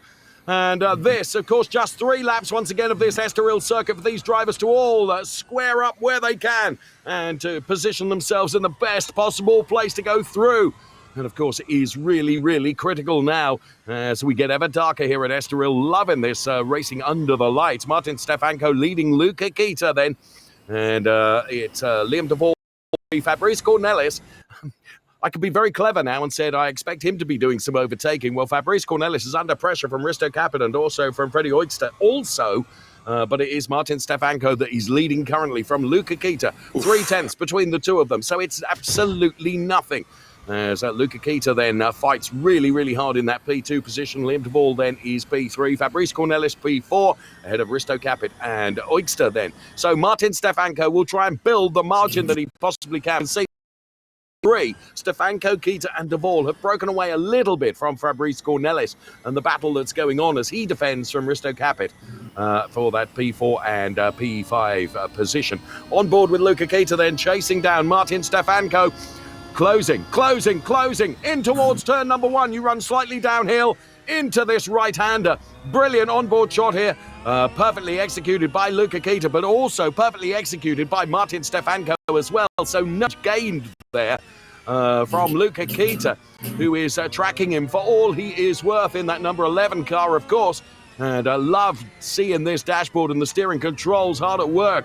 And Luca Kita doing everything he can. He lost a bit of momentum through that turn number 2, and that allowed Martin Stefanko to put just a little 10th additional onto his margin of comfort between P1 and P2.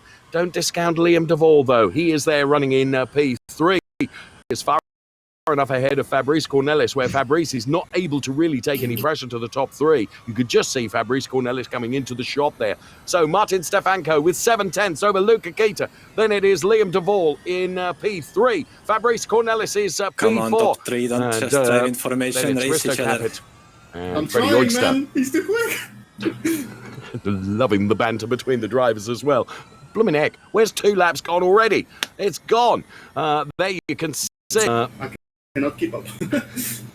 Risto chasing down Fabrice Cornelis there for this P4 place. And getting closer, going into turn number 1. Going to dive to the inside, not quite close enough to be able to do that. Love the livery on the Risto Capit car as Fabrice Cornelis runs really wide. That allows Risto Capit almost to get alongside through turn number 2 and turn number 3 potentially as well. No, not quite. Fabrice Cornelis able to stick his elbows out just sufficiently, but Risto Capit means business here. P3 position. So look at the concentration on Fabrice Cornelis then as he continues to push this P4 position. He knows that Risto Capit is just looking for one tiny error. That's all it would take. And he would be through like a viper waiting to strike. Martin Stefanko leading from Luca Kita by a second. And we are on the 3rd and final lap. Where has this race gone? Tell you where it's gone. It's gone into the books as being no question about that. Luca Kita then chasing Martin Stefanko for all his worth, but I think Martin Stefanko has done a brilliant job here. He's not made any errors, not made any mistakes. He's been clean, tidy, and clinical, and that just sometimes is what counts. Heading towards the timing line now, and Martin Stefanko seals the deal from Luca Kita P2, Liam Duvall P3, Fabrice Cornelis with all his concentration P4 ahead of Risto Capit and in the sky a bit too much. Fantastic race. Thank you, gentlemen. Really, really enjoyed that one. 3 laps of level 4 done and dusted. And as I said, Martin Stefanko, he was almost clinical as his execution in that race, in my opinion, Nicki and Mike.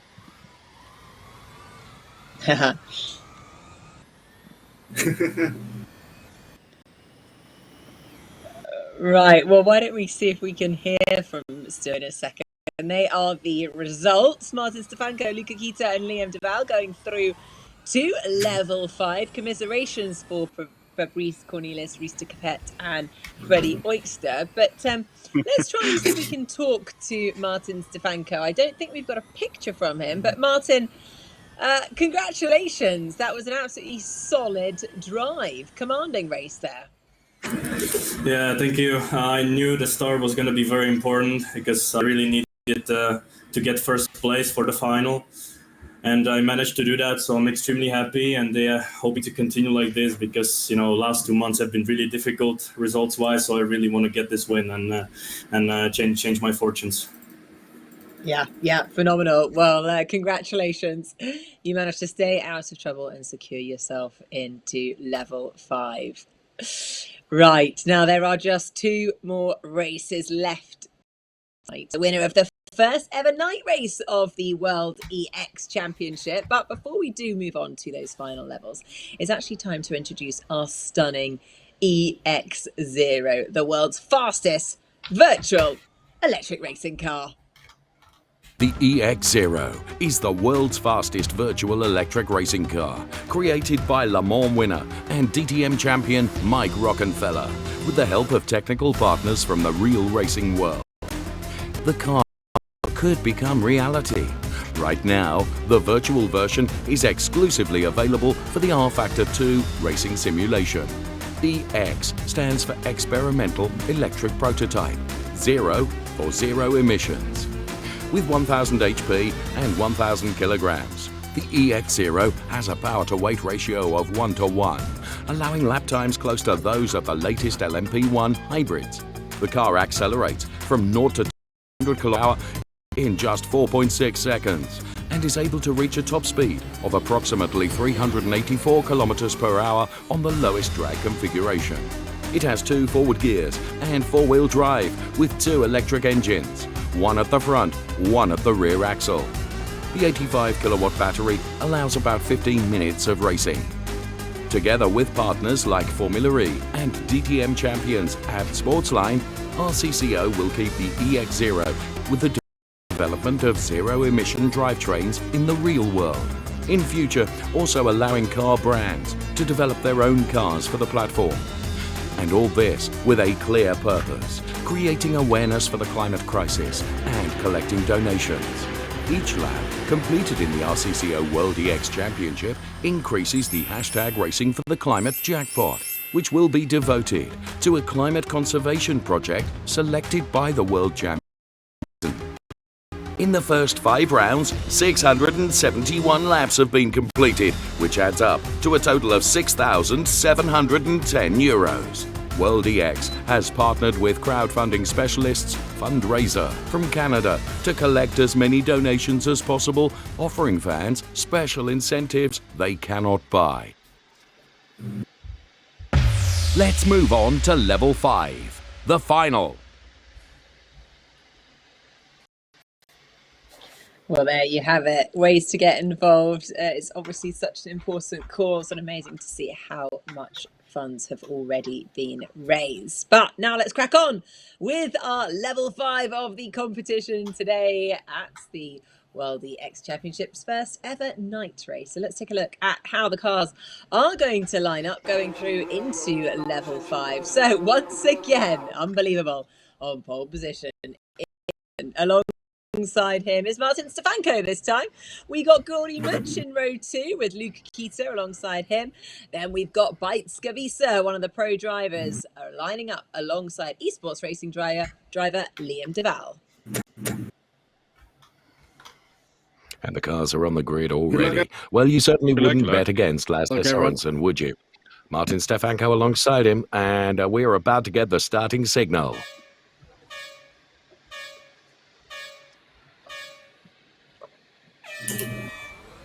Well, we've seen it is possible to go around the outside, going into turn number 1. Lasse Sorensen then down the start-finish straight then with Martin Stefanko for company on the outside line, and then going very, very sideways through there and actually going through turn number 1 backwards was Luca Kita, who's got it pointing in the right direction once again now, and Liam Duval in strife as well. What it means is that Lasse Sorensen, look at that, he is in the lead. And already has got 7/10 over Gordon Much. Now, Gordon Much is absolutely determined. Scottish racer, of course, and he will be doing his level best. Martin Stefanko relegated to P3. Of course, he started P2. Martin Stefanko trying to come back at Gordon Much now. And the more P2 and P3 fight together, it just plays nicely into the hands of Lasse Sorensen, who is escaping just up the road and is able to focus and concentrate on every apex and nailing it. And just being clean, tidy, and once again, particularly clinical in executing a perfect lap. So 1.3 seconds already Lasse Sorensen has over Gordy Much and Martin Stefanko. Then it's Baitsky Vis and Luca Kita and Liam Duval. There indeed is Lasse Sorensen then. And you can see just how focused he is. It's something that Mike Rockenfeller has said time and time again during our program this evening, that the concentration and the focus means everything. The gap between P1 and P3, then 1.4 seconds now, as Gordon Much is really under pressure from Martin Stefanko trying to go around the outside here. Gordon Much is just able to close the door on Martin Stefanko. Stefanko is not done with this. He wants to go through. Of course he does, and Gordon Much wants to as well. And either of them, of course, as they fight together, it's just allowing Baitsky Visa to get a little bit closer to them as well. So, as Gordy Much then just loses the back end of the car a little bit midway through that turn, Martin Stefanko is as close as he's been. Where is he going to put a move on here? He tries to go to the inside. Gordon Much closes the door. It's his right to do so. He's got track position, and he is allowed to do that. Lasse Sorensen is up the road in the lead of the race. We are concentrating on the battle for P2 here, which is going on. It's a two-way fight between Gordy Much and Martin Stefanko. And Baitsky Visa is not far off being involved in this battle as well. We're on lap 2 of 3. It's what we absolutely love about this RCCO World EX series, and that is short, sharp, really, really entertaining races where the drivers have got to be absolutely on their mettle from the off. And Gordon Much then, he's got another lap within which to try and keep Martin Stefanko at bay. Here comes Martin Stefanko. He's going to try around the outside line into turn number 1. Is this going to work? He carries a lot of speed. Much is able, he gives him, or does he give him enough racing room? Well, Martin Stefanko was squeezed just a little bit there. Of course, Gordon Much had got the track position, so it is his right to defend. But of course, you have to defend fairly. Luca Kita is beginning to get a little bit closer because he's got past Baitsky Visser. So Luca Kita now is in P4. Well, the top Lasse Sorensen, race leader, 3 seconds up the road from Gordy Much, and Martin Stefanko with this big battle going on for P2 and P3. In the meantime, there is Luca Kita and Baitsky Visser and Liam Duvall.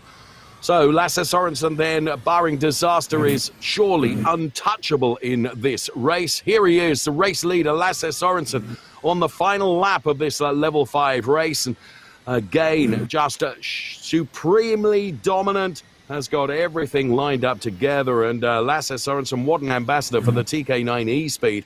No wonder the dominant performance that we've seen from Lasse Sorensen. And Lasse Sorensen P1. Lasse Bob and is then needed. Gordon Much P2. Martin Stefanko P3. The man is like a steamroller, truthfully. Confirmation of the result then. Lasse Sorensen P1, P2. Gordon Much, he's out. The esports racer Martin Stefanko. Those two are the two that we are going to see in level 6.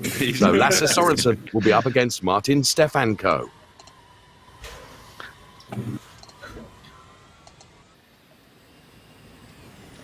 Wow, well done. Huge congratulations. Let's have a quick chat once again now with Lasse Sorensen into another super final.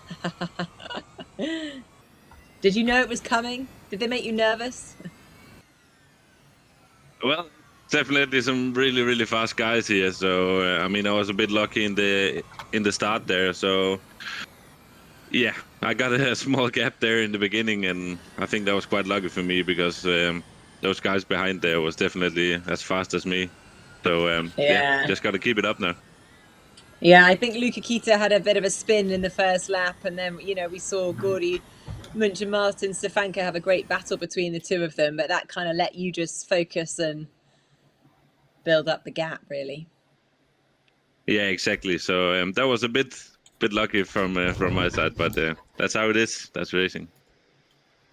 Absolutely. Right. Well, good luck in the super final. Thanks, Lasse. Thank you very much. Yeah, that was nice. That was Again. so many brilliant moments. I thought Luca Kita did so well, considering he span at the beginning and then he climbed his way back up. Well, I think Liam Duvall turned him around, but I'm not quite sure if I saw it correct. I have to review that. So that's a shame, of course. And Luca was very good. So I think he was close to make the move again, maybe on Martin Stefanko at the end, but he lost so much in the first corner. So I think he deserved it as well. But I hope we have a great final. I hope Lasse can't pull away that easy. But he's just such a great driver, we have to admit. And he's really so far the man of the season. Yeah, absolutely. He does seem to be rather unstoppable. But let's find out what's going to go down in the super final.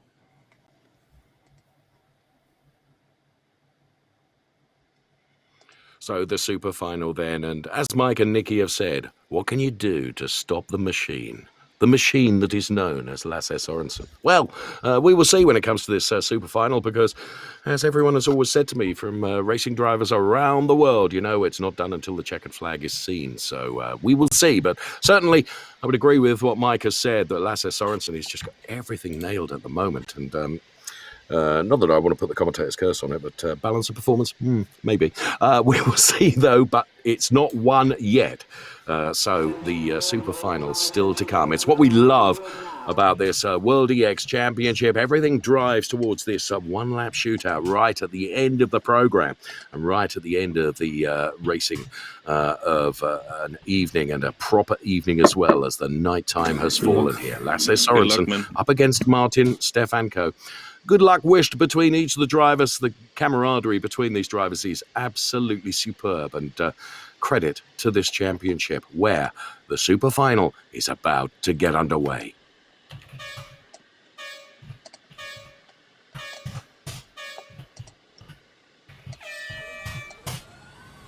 Well, I have to say, I think Martin Stefanko got a slightly better start initially than Lasse Sørensen, but Sørensen is coming back now. Martin Stefanko, is he going to be able to close the door? He wasn't quite able to do that, but I think he's got a little bit more momentum. A little mistake there from Lasse Sørensen, and Martin Stefanko is in the lead. So Stefanko leading Sørensen then in this one-lap shootout super final. Esports racer up against pro racer. Martin Stefanko then is leading. What can Lasse Sørensen do now to try and get a mistake from Martin Stefanko and just push Stefanko into making the tiniest of errors, which is what Lasse Sørensen will need to come by. There is nothing between the two of them.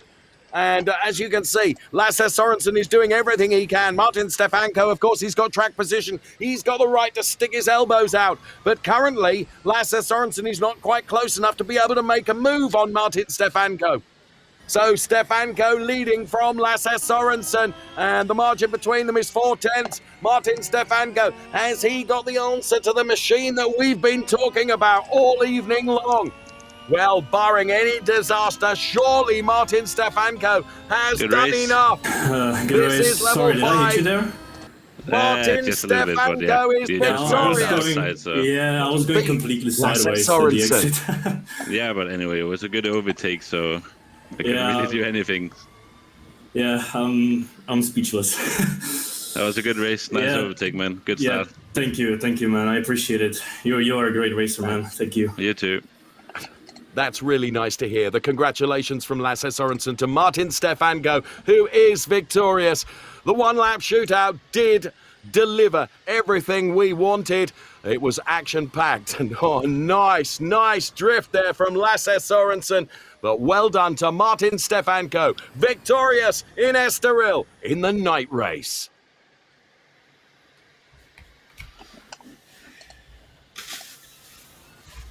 And isn't that wonderful sportsmanship there? Lasse Sørensen congratulating Martin Stefanko on a brilliant overtake. I think that's just wonderful to hear. Let's see if we can congratulate Martin Stefanko and say well done. How are you feeling after that very intense race? I'm speechless, honestly.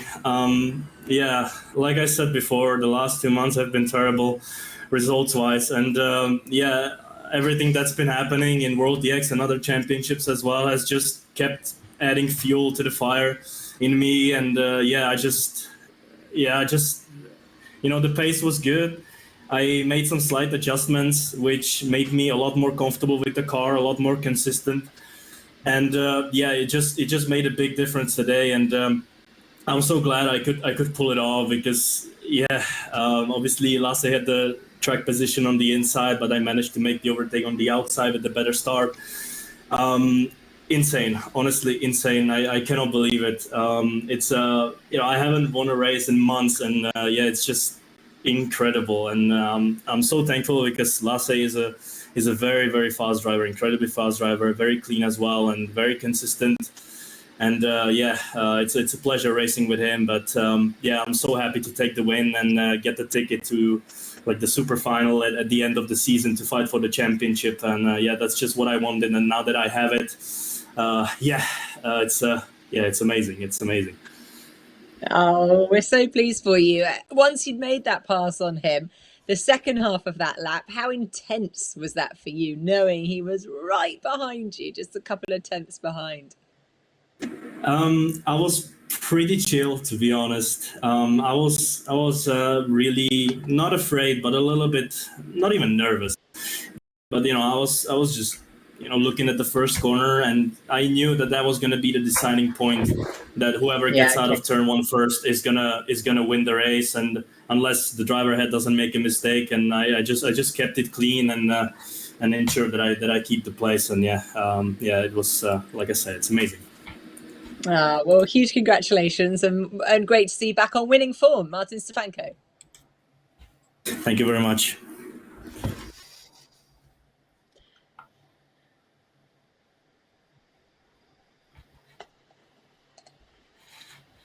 How lovely is that, Mike? To, you know, such great sportsmanship, I thought, between the two of them. What did you think? Yeah, for sure. I mean, that was the super final, and that's the cool thing about this format. Even though Lasse was really dominant the whole evening, at the end, it's really all about a good start and that first corner. And for sure, many people would have said Lasse will win, and Martin really did a great job, and he deserves it tonight. And yeah, now it's the ticket for the grand final, let's say, at the end, and very happy. I think we saw some good action. Estoril is for sure a track where overtaking is difficult, for sure. We saw that as well. It's quite tight and not easy and very bumpy, easy to make mistakes. But it was also cool to see the cars at night. So yeah, we had a lot of new things, let's say, and was cool. I enjoyed it. I think, and also great in terms of the championship, you know, it just shows the other drivers that Lasse Sorensen can be beaten. Yes, I'm sure. I mean, you have to see how many hours some of those guys are practicing, and that's quite, how do you say? Yeah, impressive. I mean, and then of course it's tough if you're out in one corner because, let's say, somebody turns you around or whatsoever. But that's part of this game, and that's why we choose it. And I'm sure everybody is super tensed, and when it comes to the start, let's say.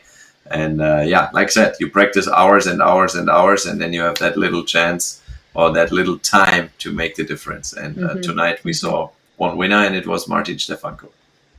That's brilliant, brilliant. Right, well, we can actually see him. Martin, give us a wave. Hey, Martin, congrats. Yeah, thank you so much. It's amazing. I nearly teared up at the end. That was amazing. It's amazing. And now we sort your camera for the next time, and then it will be even sweeter. No, but great job. It was really great to see you guys clean and fair and quick. Yeah, thank you so much. Thank you. Enjoy the victory. Right, well, let's take a look at today's race results. Of course, in P1, it was the Williams esports driver Martin Stefanko, P2 there. So close, such tight competition, but Lasse Sorensen for TK9 eSpeed just missing out on the win. Gordon Mutch in P3, then down in P4 it was Luca Kita for Biela Racing. P5 was Beitske for BS Plus competition. P6 Liam Deval. P7 Fabrice Cornelis. P8 Risto Capet. P9 the esports driver Freddie Oyster, and P10 Dries Van Tor. Right, now this is how the driver standings look midway through the season. So it's Lasse Sorensen there right at the top with 4 points to his name. P2, we've got Risto Capet. P3, Martin Stefanko. P4, Philip Dennis. P5, Gordon Mutch. P6, Alen Terzic. P7, Fabrice Cornelis. P9, Mickey Hoyer. P9, Jonas Simonik, and down in P10, Liam Deval. And now this is how the team standings will look. Tom Christensen's team, TK9 eSpeed, is at the top in P1. Then P2, not too far behind, we've got R8G Esports. P3 is BS Plus competition. Then the winning team from today, William Esports in P4, P5, we've got the esports team WRT, then Absolute Racing in P6, Patrick Long Esports P7, Biela Racing Team Euronics P8, and rounding out the team standings is Nyanko Esports P9. Well, can't believe it, Mike. That's it. Another episode done. Correct. No, it was good. I enjoyed it. Thanks, Nicki. And we see each other, I guess, next time. Absolutely. Yeah, can't believe it. Thank you so much for everyone who joined us for this rather special race in the dark at Estoril. But it has been episode 6 of Racing for the Climate and the RCCO World EX Championship. Big thank you again to watching wherever you are in the world, and we look forward to seeing you for the next race. It's going to be a good one. Spa-Francorchamps. What an iconic track. Can't wait. See you then. Goodbye. Me too. Bye bye.